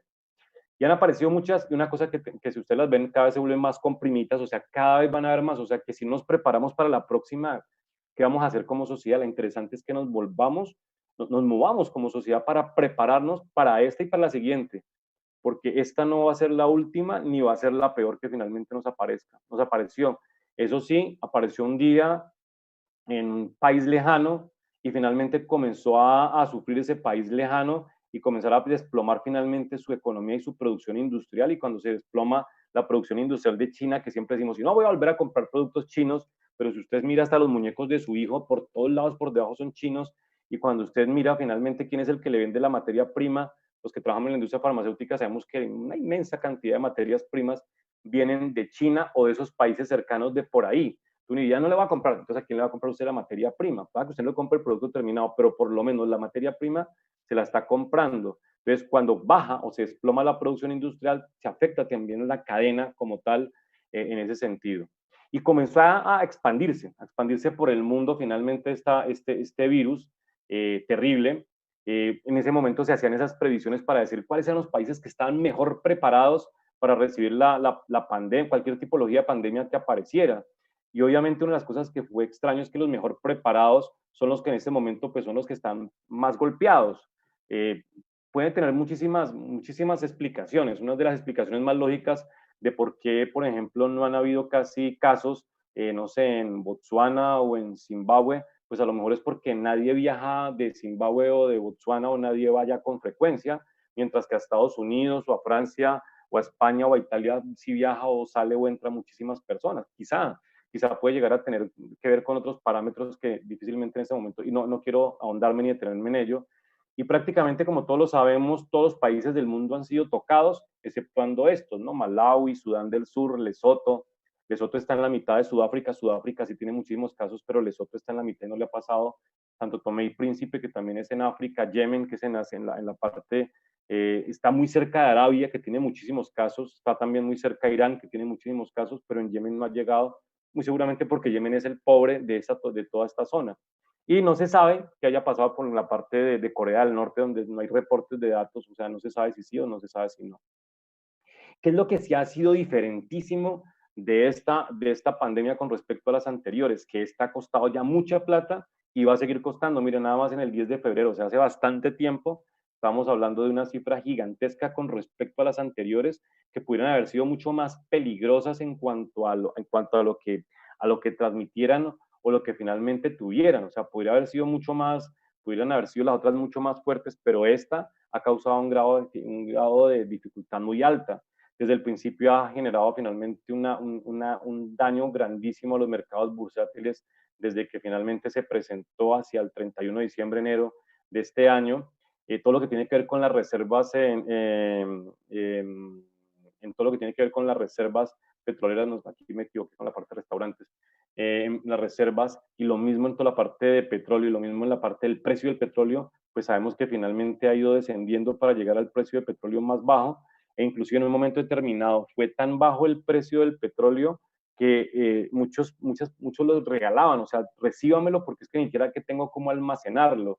Sí, una cosa que es bastante extraña. Se sabe lo que va a suceder finalmente en muchos de los conceptos de los empleos y ya está sucediendo y se dice que, o sea, aunque lo que dice la OIT es que se van a perder 25 millones de empleos, sabemos que a nivel mundial van a ser muchísimos más, o sea, eso es lo que sería el cálculo, dicen ellos que es un cálculo real, pero yo pienso que es un cálculo más bien demasiado optimista porque se sabe que va a haber una pérdida grande de empleos. También sabemos que esto es lo que ha sucedido, esto fue el caso, el dato a nivel de ayer, ¿sí? O sea, tenemos en este momento 3.713 casos existentes con 263.000 muertes y con una cantidad de recuperados de 1.273.000. Esto es esperanzador de que el número de recuperados esté cuadruplicando de pronto al número de muertes. Es una cosa interesante como tal. Y lo mismo que se sabe que la curva de contagios en general de países, incluso esos países que estaban con una cantidad de nuevos contagios día a día muy altos, se han ido mitigando en algunos de ellos. Eso tiene pues sus formas de analizarlo. Por un lado, como uno lo quiere analizar, uno puede decir que sí, le creo o no le creo, pero en general es al concepto al que se ha llegado. En el caso de Colombia ya estamos llegando a los 10.000, o con toda seguridad que a esta hora si alguien prende el celular y mira cuántos casos hay, ya vamos a tener muy seguramente los 10.000 casos, con 407 muertes y recuperados 2.300 nuevamente. O sea, el caso más importante ahorita más adelante voy a ratificar una cosa que es vital, y es que hay países que le han apostado no tanto al no contagio. El caso más específico es Suecia, que es un caso interesante de analizarlo, ha querido analizar también la Organización Mundial de la Salud, que no ha generado ningún tipo de restricción con respecto a la salida y movimiento de la gente. Ellos le han apostado es a tener muy buen sistema de salud para que nadie se muera. Pero ellos dicen, eso tiene que pasar debería pasar como cualquier gripa, no debería complicársele a nadie, pero debería ser que finalmente el grupo humano pues se contagie, o sea, tienen que contagiarse. Pero eso sí, tener un sistema muy sólido y tener medicamentos que les sirvan para que la persona no se complique y no fallezca. Alrededor de eso es que tenemos que apostar, y ellos lo han apostado y eso les está funcionando. ¿Y qué va a suceder? Que muy seguramente Suecia, su curva de terminación no va a tener, cuando salga todo el mundo así ya indiscriminadamente, los contagios van a ser menores, o si hay, o sea, primero de todo, como sociedad, muy seguramente van a volverse más invulnerables, que es una cosa importante. Pero nuevamente, y más allá de cualquier concepto, porque yo creo que todo esto genera muchas discusiones que no quiero que se generen, no porque no se dé la contradicción, sino porque no es el foco principal de la charla. Ahora el que diga, no, pero venga, le digo, yo le explico realmente porque yo sé por qué está sucediendo eso. No va alrededor de eso, sino nuevamente es saber algo que aparece más adelante en algunas de las diapositivas, ¿no? Ahorita se lo vamos a dar nuevamente. La economía del país se contraería entre un 2 y un 7, y dice que muy seguramente el equipo técnico del Banco de la República prevé que la tasa de intervención caería a niveles del 3% en el 2020. Todo el mundo está tratando, o sea, cuando se trató de hacer finalmente todo eso del aislamiento, es que no suceda estas subidas de pico en donde uno no esté preparado. Esto, miren que las subidas de pico hacen que normalmente la cuestión pase más rápido. Uno diría, pues hombre, que sea un solo golpe. Sí, que de una vez el sufrimiento sea un solo golpe. A mí a poquito no me gusta, de una vez el golpe. No, lo que pasa es que aquí muere mucha gente. Entonces, esta forma aplanada y larga hace que muy seguramente países como Colombia, que ha tratado como de mantenerse así como planito en muchas cosas, con muchas restricciones de la movilidad, ustedes han encontrado muy seguramente algunas tablas que hacen saber que finalmente Colombia será de los últimos que tengan todavía casos pasado el tiempo. Sí, pero les siguen es una forma en la que Colombia lo ha entendido como una forma de disminuir los casos de muerte, mientras que los que están haciendo este pico, habrán unos que lo hacen simplemente por arrogancia y no, yo no me voy a poner a detener mi país, o habrán otros que lo hagan muy seriamente porque conocen su sistema de salud. Me gusta hablar del tema en ese caso de Alemania, donde normalmente también la cantidad de recuperados es altísima, la cantidad de muertes son relativamente bajas. Entonces es una cosa que es bien interesante, le apostaron un poco también a esto y les está de alguna manera dando resultados. Y aquí aparece lo mismo, cuando uno ve las tablas ve nuevos casos, muertes, pero lo más importante, y nuevamente vuelvo a mostrarlo en cada uno de esos elementos, todo el mundo está pensando en cómo me preparé con mi sistema de salud, porque al final del día lo más importante es el número de muertes, pues ello indica la fortaleza o debilidad del sistema de salud. Este punto, aquí lo estoy trabajando de una forma muy rápida. Estas charlas que te voy a dar yo van a tener bastante parecido en algunos puntos, van a tener conexiones en varios puntos, y este punto lo voy a ahondar cuando esté trabajando pues, la próxima charla relacionada con todo lo que tiene que ver con esto, con los modelos de habilitación y acreditación en salud, o sea, los modelos de gestión de calidad en salud. Y tiene que ver es con esto, o sea, cuando en un país comiencen a haber muchas muertes es lo que es muy grave, o sea, no puede darse, o sea, si son muchas muertes, quiere decir que hay una debilidad altísima del sistema de salud que se había implementado o que se había generado. Cuando uno ve, por ejemplo, y aquí se los muestro a ustedes, 6.866 casos en Alemania, aunque tenga cantidad de infectados similares a los anteriores, quiere decir que Alemania algo tiene en su sistema de salud que es interesante meterse allá para lógicamente esculcarlo y encontrarlo. ¿Qué va a suceder de aquí en adelante? O sea, vamos aquí ya como en pista, todavía no vamos hacia la parte final, todavía nos quedan como unos 20 minutos.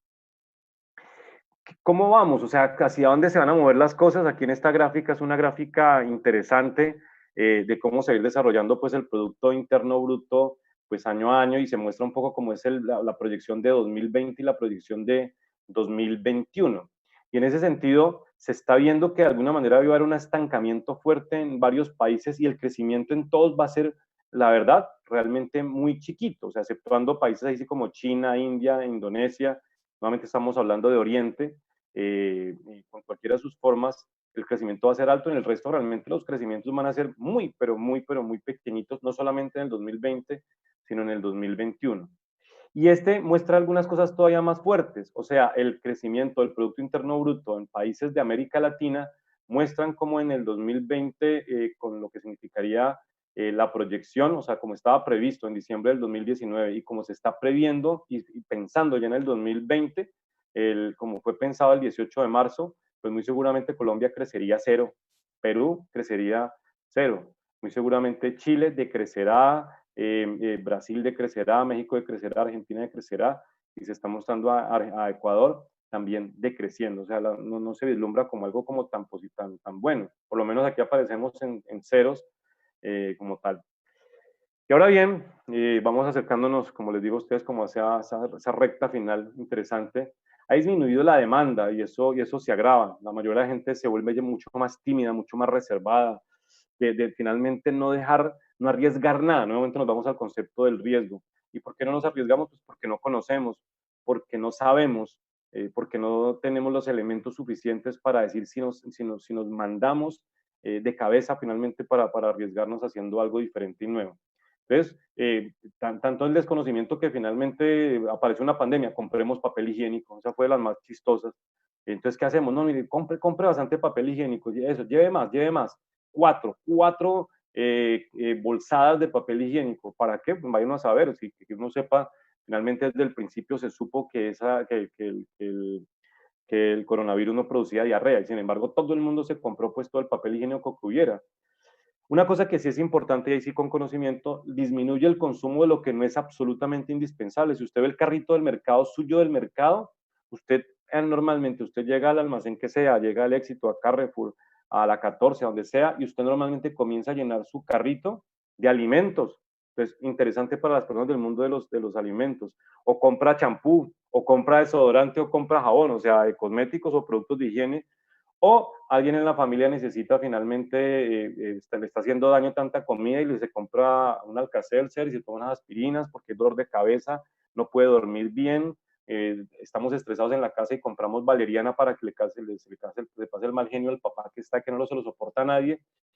Bueno, y lo que no compramos nada más. Es más, ¿para qué nada más si todo el mundo se la pasa con las mismas chancletas? Es más, yo sé que muy seguramente bastante de los que están en este momento viéndome, a lo mejor están muy seguramente con una camiseta como la que tiene este señor o como la que tiene esta señora, y muy seguramente con unas chanclitas viejas que han sido de toda la cuarentena metidos en la casa con las mismas chanclitas para arriba y para abajo, y nada más, o sea, ni siquiera se compra ninguna cosa más, 3 pantalonetas.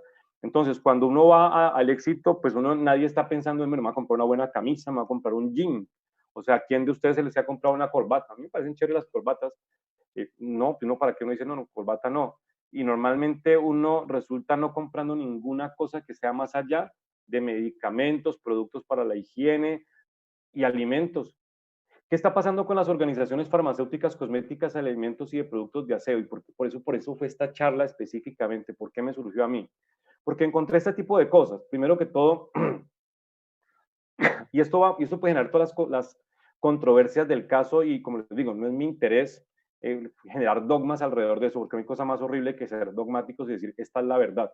No, pero es interesante. Se han mirado cuáles son los sectores que son los más afectados por el COVID-19 versus los que no. O sea, no son afectados. Dice que los que están perdiendo mucho, turismo y ocio.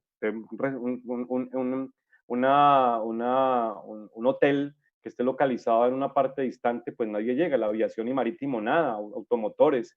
¿Quién en estos días va y compra carro? ¿Quién? ¿Quién si finalmente, si no tiene pico y placa, tiene pico y cédula? Sí, o sea, nada le combina. Por el otro lado, entonces sí, están los ganadores, los que tienen que ver con los productos médicos, o sea, dispositivos médicos, medicamentos, servicios médicos, procesamiento de alimentos y ventas minoristas. ¿Qué otras cosas? Otra gráfica de otra fuente totalmente diferente, no es la misma la anterior, la presente diferente. ¿Cuáles han tenido alto impacto o alto riesgo? Entonces dicen las que son de impacto alto, o sea, están perdiendo el 20%, de impacto moderado perdiendo el 10%. ¿Y cuáles vuelve a colocar?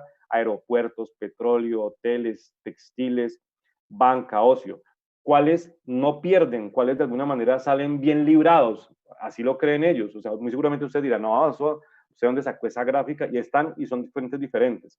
Alimentación, productos farmacéuticos, productos cosméticos y de cuidado personal, bebidas no alcohólicas y salud, que yo lo coloco. Y por eso fue que hice la charla para estos sectores, porque son los que podrían, y lo digo podrían para que no generemos la polémica, podrían ser los que saldrían beneficiados, o por lo menos no afectados fuertemente, y bajo esas circunstancias, para seguirse manteniendo su gente, sus líderes, tienen que crear equipos robustos finalmente para mantenerlo y aprovecharlo. Lo mismo, aquí aparecen el mapa de calor sectorial, o sea, qué cosas están calientes que están quemando y dañando: cine, concreto y cemento, construcción, consultoría contable, calzado. O sea, lo que les digo, nadie se compra en este momento unos tenis. Si acaso unos tenis de pronto, pero nadie se va a comprar un calzado fino, unos tacones. ¿Tacones para qué? En la casa uno chancleteando todo el día. Y cuáles de alguna manera tienen riesgo bajo. La parte farmacéutica, gaseosas y agua mineral, industria de alimentos y nuevamente jabones y detergentes, o sea, los que hacen parte de los que están en esta charla y en ese momento están recibiendo lo que estamos diciendo. Aparecen muchos artículos en España que se prevé que va a haber un crecimiento de valores del 11.7% y el 12% en unidades de la parte de medicamentos. Y dice, al observar el comportamiento de los diferentes productos que conforman el segmento, destacan los antipiréticos y analgésicos con 21.9 millones de euros. Y también el de nutrición, que sigue la tendencia de los meses anteriores y refleja un crecimiento del 1.9%. O sea, en España, que han estado tan fregados, no decrece. El Ministerio de Salud sacó, y ustedes saben que han sacado una cantidad de resoluciones, entre las tantas cosas que dijo dentro del marco de lo que tiene que ver con el Reglamento Sanitario Internacional, dijo: se debe procurar mantener un abastecimiento adecuado durante este periodo de emergencia, especialmente de productos de primera necesidad. Ustedes, yo, medicamentos, cosméticos, productos fitoterapéuticos, medicamentos biológicos, medicamentos homeopáticos, dispositivos médicos y demás insumos para la salud. O sea, estamos, digamos así, estamos, no voy a decir estamos mal, estamos viendo un periodo de crisis, pero somos los que de alguna manera dentro de ello, por lo menos las plantas las pueden activar, por lo menos pueden fabricar con los cuidados que se tengan, pero se puede hacer algo. Hoy, lógico, también hay problemas de suministros porque ya se lo dijimos, muchos se importan finalmente desde la China, nos pueden llegar a afectar. 6 cosas que no sabías del impacto del COVID en el sector farmacéutico en Colombia. Se levantaron los aranceles aduaneros, producción de geles antibacterianos y soluciones desinfectantes tópicas con un porcentaje de alcohol superior al 70%, pues ya no tienen finalmente, ya el registro es simplificadísimo. Se les dijo a los operadores logísticos, debe darse prioridad al envío de productos y servicios de primera necesidad, como alimentos, productos farmacéuticos. O sea, digamos que por lo menos nos nombran haciéndole énfasis finalmente a aquellos productos de los cuales nosotros estamos correlacionados. La misma FAO, OMS crea finalmente guías para finalmente manejar el modelo de COVID, por ejemplo, en la parte de empresas de alimentos. Los que no lo hayan leído, este documento es muy bueno, lo pueden encontrar en la FAO y OMS para trabajar con todos los elementos de COVID. Bueno, ejemplos ganadores que se han dado. Moderna, una empresa farmacéutica que está trabajando en una vacuna para el coronavirus, ha visto cómo el precio de las acciones ha descendido de $8 el día 21 de febrero a 32, o sea, ascendido, perdón, no descendido, ascendido de 18 a 32. La empresa de suministros de limpieza Clorox, es que uno se la pasa todo el tiempo haciendo oficio. Todo el día uno se la pasa lavando losa, todo el día se la pasa uno lavando losa, pues no todo el día se la pasa comiendo, lavando losa y trapeando. Eso es lo que es muy seguramente ustedes, o sea, yo ahorita termino eso y me toca ir a lavar la losa, porque me ayudaron con el desayuno, me toca lavar la losa y me toca comenzar a hacer el almuerzo. Entonces, los que venden Clorox están hechos, más de 200, o sea, pasó del precio de 157 a 200 el 17 de marzo, en 5 días subió el precio. El mayorista de alimentación, Costco, incrementó su valor de 281 el 28 de febrero a 320. ¿Dónde quiere la gente invertir? O sea, ¿dónde están los que quieren invertir? Nadie va a invertir en petróleo en estos días. Nadie va a invertir, sino muy seguramente en los sectores como los nuestros.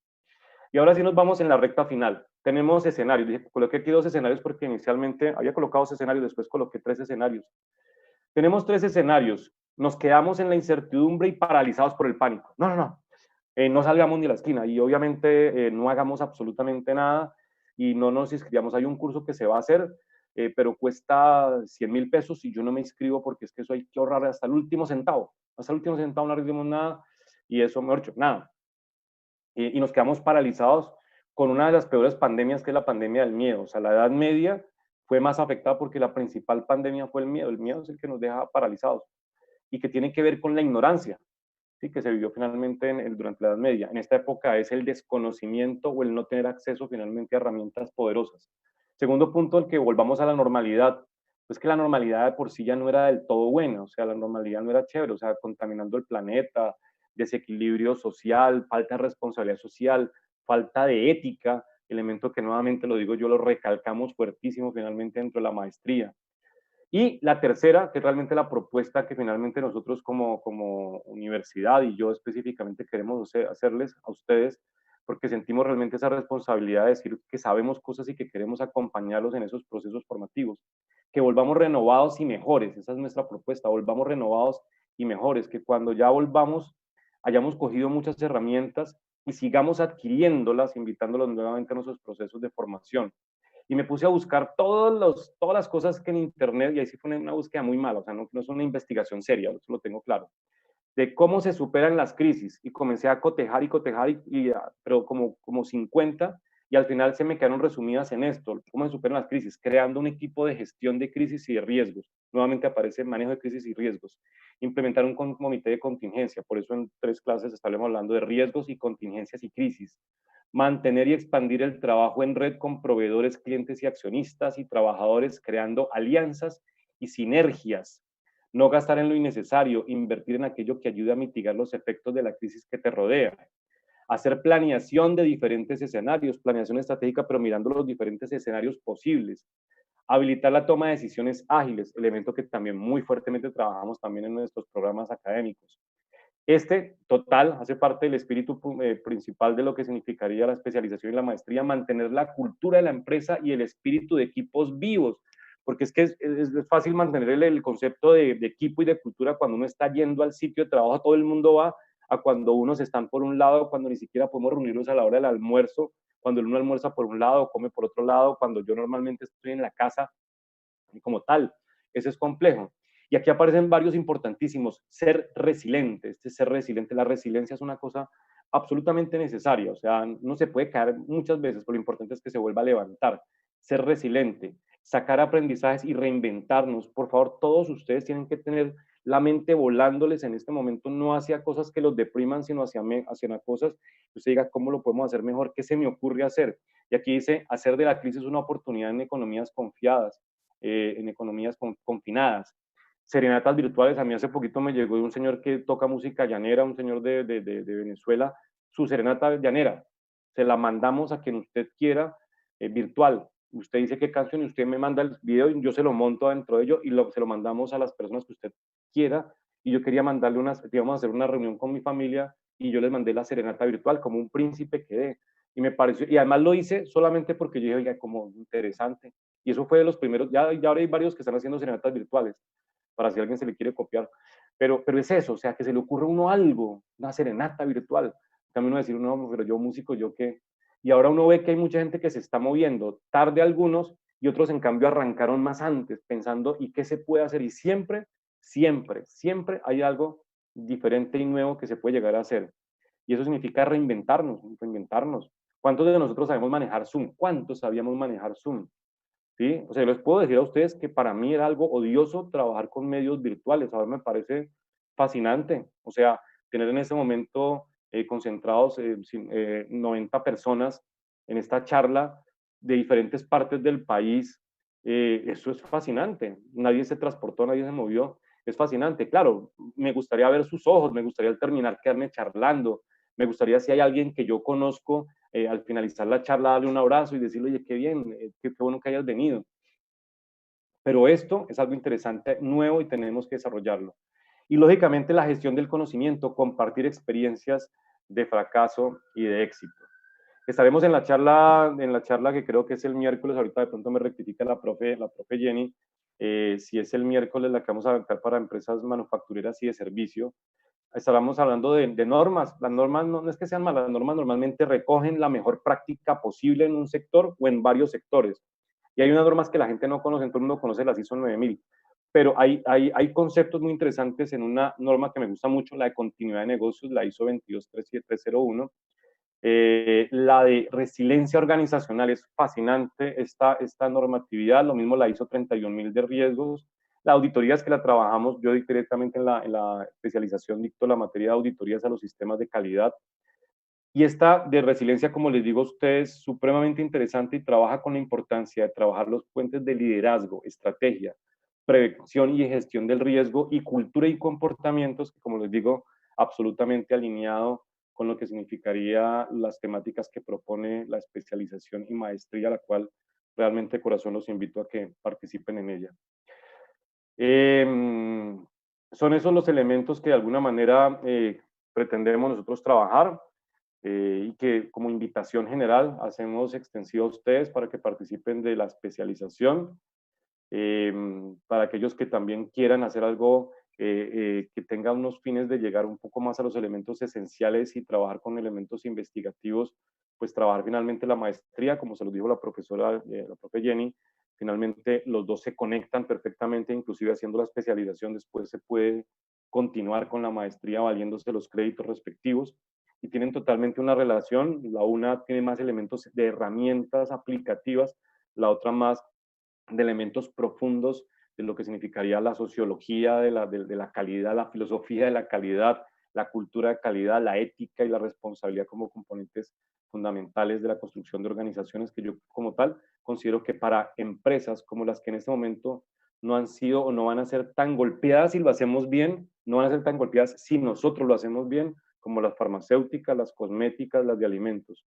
Si nosotros, los de este sector, si nosotros, los de este sector, de estos sectores, estamos asustados, imagínense qué pueden estar pensando los de las aerolíneas, qué pueden estar pensando los de Expreso Bolivariano.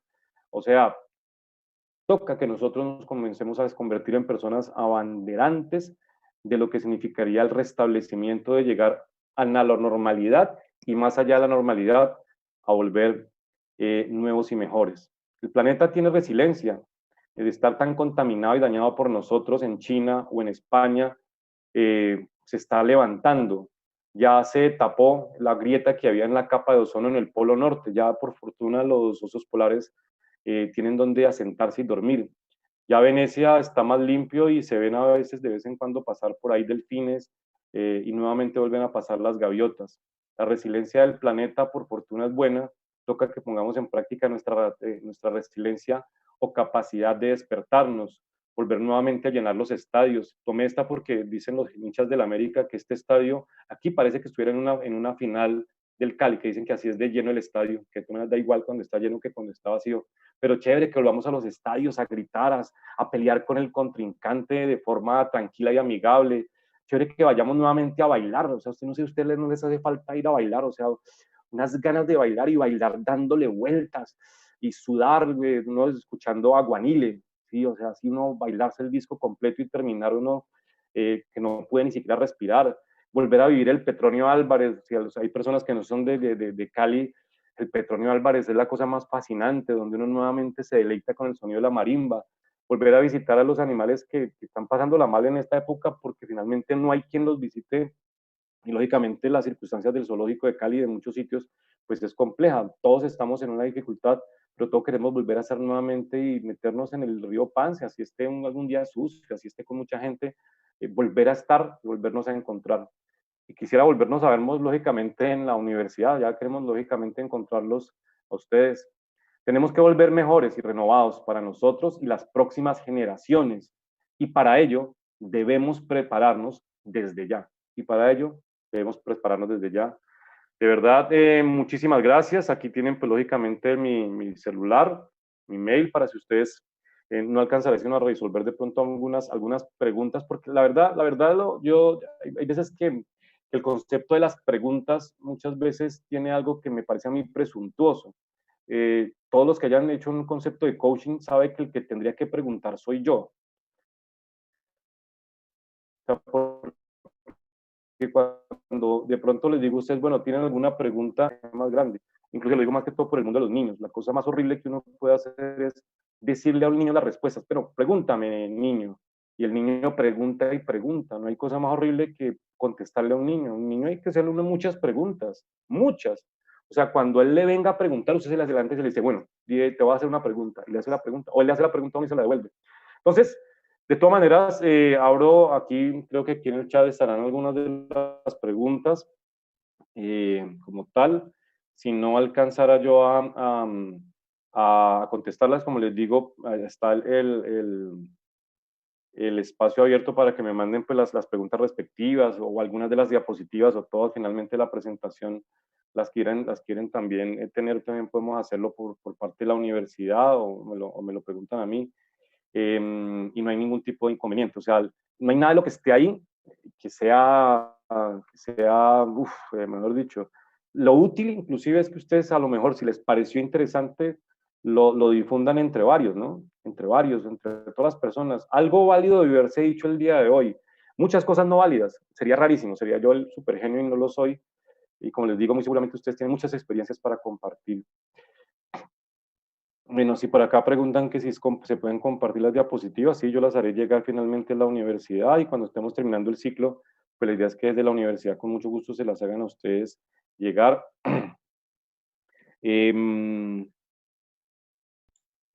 Listo, muy bien. Profe Álvaro, Sí, hola. Profe hola. Álvaro, muchísimas gracias por su presentación, su conferencia espectacular. Eh, Profe, quería dos cositas. Las personas que tengan preguntas, escríbalas en el chat para que el profesor pueda responderlas. Eh, y la presentación posteriormente la estaremos compartiendo a través de los canales institucionales de la universidad para que estén atentos. Entonces, quienes tengan preguntas al profesor en el chat pueden hacerlas, estamos pendientes para resolverlas. Sí, correcto. Por ahí entonces voy como las que vaya viendo, porque hay bastantes, la mayoría son como comentarios, entonces pues estaré pasando.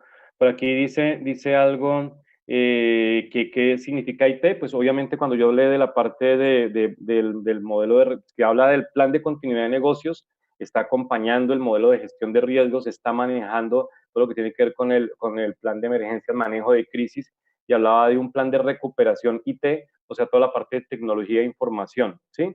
Y que obviamente en esta época, ustedes imagínense que en este momento apareciera un desastre de recuperación, de pérdida de información, o de que no hubiera canales de comunicación virtual. O sea, que, ¡pum!, no hay internet, algo sucedió. Un loco en el mundo cortó los canales de internet, quién sabe cómo fue que hizo. Imagínense, o sea, nada más imagínense, o imagínense que no sean todos, sino solamente sea su empresa. Se le virució.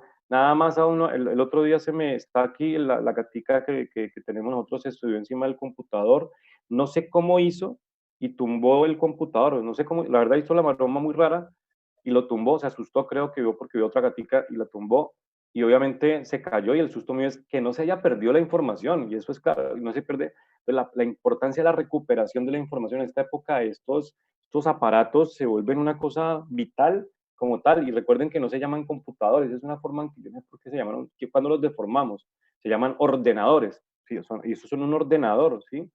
¿Sí? Son procesadores de información, y por eso son vitales, por eso no lo pueden reemplazar a uno, ¿no? O sea, por eso, no, por eso uno tiene que seguir colocándole los elementos como tal. Siempre me preguntan sobre la parte de tener acceso a la presentación. Obviamente sí, no hay ningún tipo de problema. Eh, para resumir, hay muchos como,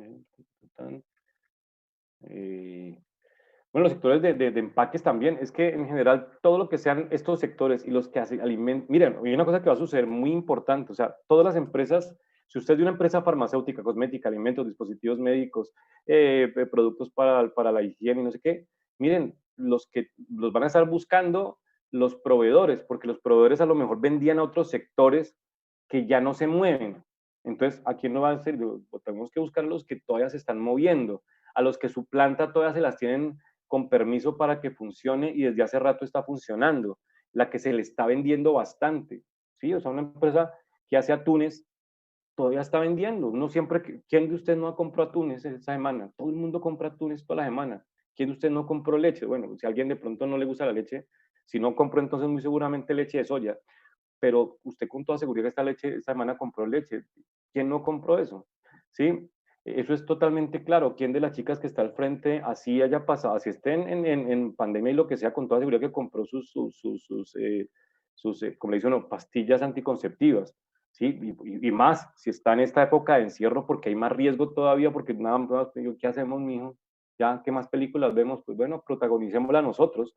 Y obviamente, pero no se le olvide la pastillita. Entonces, sigue funcionando ese tipo de cosas y los van a estar buscando ustedes. Y en ese sentido, por ejemplo, las empresas que trabajan con la parte de empaques, envases y similares, lógicamente los estarán buscando a todos ustedes. Sí, lo que dicen aquí muy claramente, los países suramericanos no existe un buen sistema de salud, sí, eso es cierto. Eso lo trabajaremos mucho más a fondo y lo profundizaremos en la próxima charla, pero como lo pasamos de tomas así rápido, eso fue el brochazo en ese punto, pero eso es cierto. Tendríamos la capacidad para mejorar los hospitales por temas de corrupción. Sería bueno que esos hospitales fueran propiedad de la comunidad, de la empresa privada y del Estado, economías mixtas. Claro, es que no puede seguir siendo todo igual. O sea, yo creo que después de esto nos daremos cuenta nuevamente de la importancia de puntos muy importantes: la salud, la educación y el bienestar. Es que son los ejes fundamentales del funcionamiento, pues, de un Estado, o sea, desde las épocas más lejanas de los conceptos platónicos. O sea, uno leía los libros por allá de aquel entonces y eso era el ABC, o sea, educación, justicia y trabajo. O sea, tiene que haber justicia, tiene que haber trabajo y tiene que haber educación, y tiene que haber salud. Son pilares vitales, fundamental. Entonces, pues obviamente, terminado esto, yo creo que todo el mundo se dará cuenta, o sea, y si no caen cuenta de que, bueno, hay que meterle platica a la salud, hay que meterle plata a la educación, pues ahí sí como sociedad, pues estamos mal, ¿no? Bueno, dice, lo esencial ahora son frutas, verduras, carnes, granos y short y camiseta. Eso es cierto, y por ahí se está viendo. Y uno volviendo a colchón, dice por allá alguien. Bueno, el sector agroindustrial, miren lo tanto que estamos valorando ahora los campesinos, preciosos. O sea, el que denigre a un campesino ahora está perdido, el que los vea acá, cómo habla de feo, no, uno ya los querrá como abrazar. O sea, uno cuando ve las góndolas todavía llenas de los supermercados, uno dice, miércoles, todavía están llenas las góndolas. Hay países del mundo, y esa es una posibilidad muy importante, alimentación, habrá aquí. O sea, ¿para qué ver que he tenido petróleo si no tenemos alimentos? Aquí tenemos agua, tenemos agua. De pronto puede ser que alguien me esté viendo de otros países, discúlpenme, pero pues, bueno, estoy hablando pues de Colombia con esa visión, pero es que Colombia es verde, en Colombia todo se da, o sea, en Colombia hay agua, en Colombia uno siembra en cualquier época del año y algo se cosecha. Qué cosa tan prodigiosa, y esos campesinos son algo absolutamente maravilloso, y saber uno que todavía se pueden comprar cosas, o sea, que todavía se pueden comprar cosas, es lo mejor que nos puede llegar a suceder. Habrá países del mundo donde se llega al supermercado y será la rapiña, ¿no? Uno de pronto pregunta, ¿hay tomates hoy? De pronto dicen, no, y no han llegado, mañana llegan. Es una cuestión como de transporte, pero llegan. Y uno va y llegan y hay tomates, todavía rojos, y al lado unas lechugas grandes y unos mangos gordos. ¡Wow! Eso, sentirnos felices. Muy bien. Bueno, hay más preguntas por acá. El planeta revive. Sería rico abrir un diplomado. También es una posibilidad. Muchas posibilidades. Tan bonito, algunos me escriben allá, profe, muy buen conferencista, muchas gracias. Germán Castaño y Alexander Ordóñez y Claudia Martínez, muchas gracias. Bueno, bastante me han escrito algo parecido.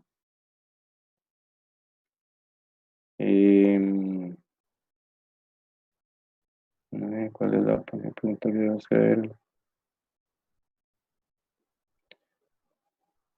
¿Cuál es la pregunta que me debo hacer hoy en el marco del COVID-19 para actualizar la matriz de riesgos de una empresa de cosméticos, producción y comercialización? Hablo de la situación de estar nosotros con nuestras chanclas en casa y de las emociones. Uy, es como compleja. Porque, bueno, lo claro fundamentalmente es que saber, primero que todo, si tenemos una empresa de cosméticos o de alimentos o de farmacéutico, es saber que este COVID nos cambió las cosas y que muchas cosas de nuestro sistema ya establecidas no las podemos hacer. O sea, tenemos que, primero que todo, en muchos casos no podemos ir hasta la empresa y nos dicen desde la casa. Y desde la casa hay muchas cosas que no podremos hacer porque la información está allá. Y los equipos están allá, los instrumentos están allá y resulta que voy a llamar, estoy aquí en Cali y necesito calibrar unos instrumentos que el señor que los calibra está en Bogotá y no lo puedo calibrar, pero tengo que seguir fabricando. Puro trabajo de análisis de riesgos, o sea, comenzar a mirar en cada cosa con su análisis de riesgos cómo hago variaciones y cambios al programa para cuando me llegue el INVIMA o el que me quiera vigilar en mi empresa de cosméticos, yo le diga, mire, mi programa de calibración varió. Los instrumentos, este medidor de esta balanza es una balanza que, aunque no la calibré, lo que he seguido haciéndole es haciéndole verificaciones más seguidas inclusive. Pero adicionalmente por historial, también lo que he visto es que lo he calibrado ya como 8 veces y siempre me ha dado bien. Entonces, eso lo metí dentro de mi matriz de riesgos. También metí el hecho de que es una balanza que finalmente no se utiliza para liberar el producto, sino solamente es para evaluar ciertas condiciones secundarias, etcétera, etcétera. Y por modelos de análisis de riesgos la voy a seguir utilizando sin que esté calibrada. Y lo tengo la sustentación y tengo mis matrices de riesgos de la variación de los programas, de por qué no hice esto, por qué no hice esto. Hay muchas cosas que no se podrán hacer en esta época, muchas. Pero lo importante es que no espere a cuando llegue el INVIMA y el INVIMA le diga, bueno, ¿y usted qué hizo cuando? ¿Por qué no lo calibró? No, porque es que lo del coronavirus, usted sabe. ¿Y dónde quedó documentado eso? ¿Dónde hizo el análisis? ¿Qué tan complicado y tan riesgoso era la cuestión? ¿No? Eso es claro. Y ya cuando de pronto lo dice así, hablo de la situación de estar nosotros con nuestras chanclas en casa y las emociones, ahí sí ya no entendí, pues bueno, de las chanclas y las emociones, pues hay otros riesgos también, ¿no? Pero no sabría en ese caso cómo conecta con el anterior, pero bueno.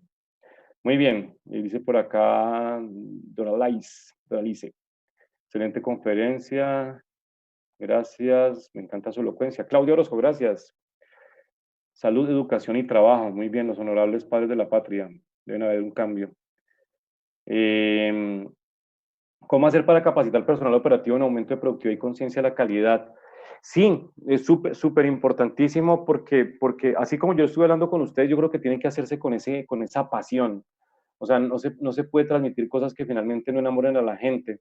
La gente tiene que comenzar a amar su trabajo y hacerle saber, cuando se le hace saber a un operario que está al frente de una máquina que en sus manos está la vida de personas porque usted hace alimentos, porque usted hace medicamentos, porque es que esa crema es una crema de contorno de ojos que donde salga una infección a la señora se le va a dañar el ojo.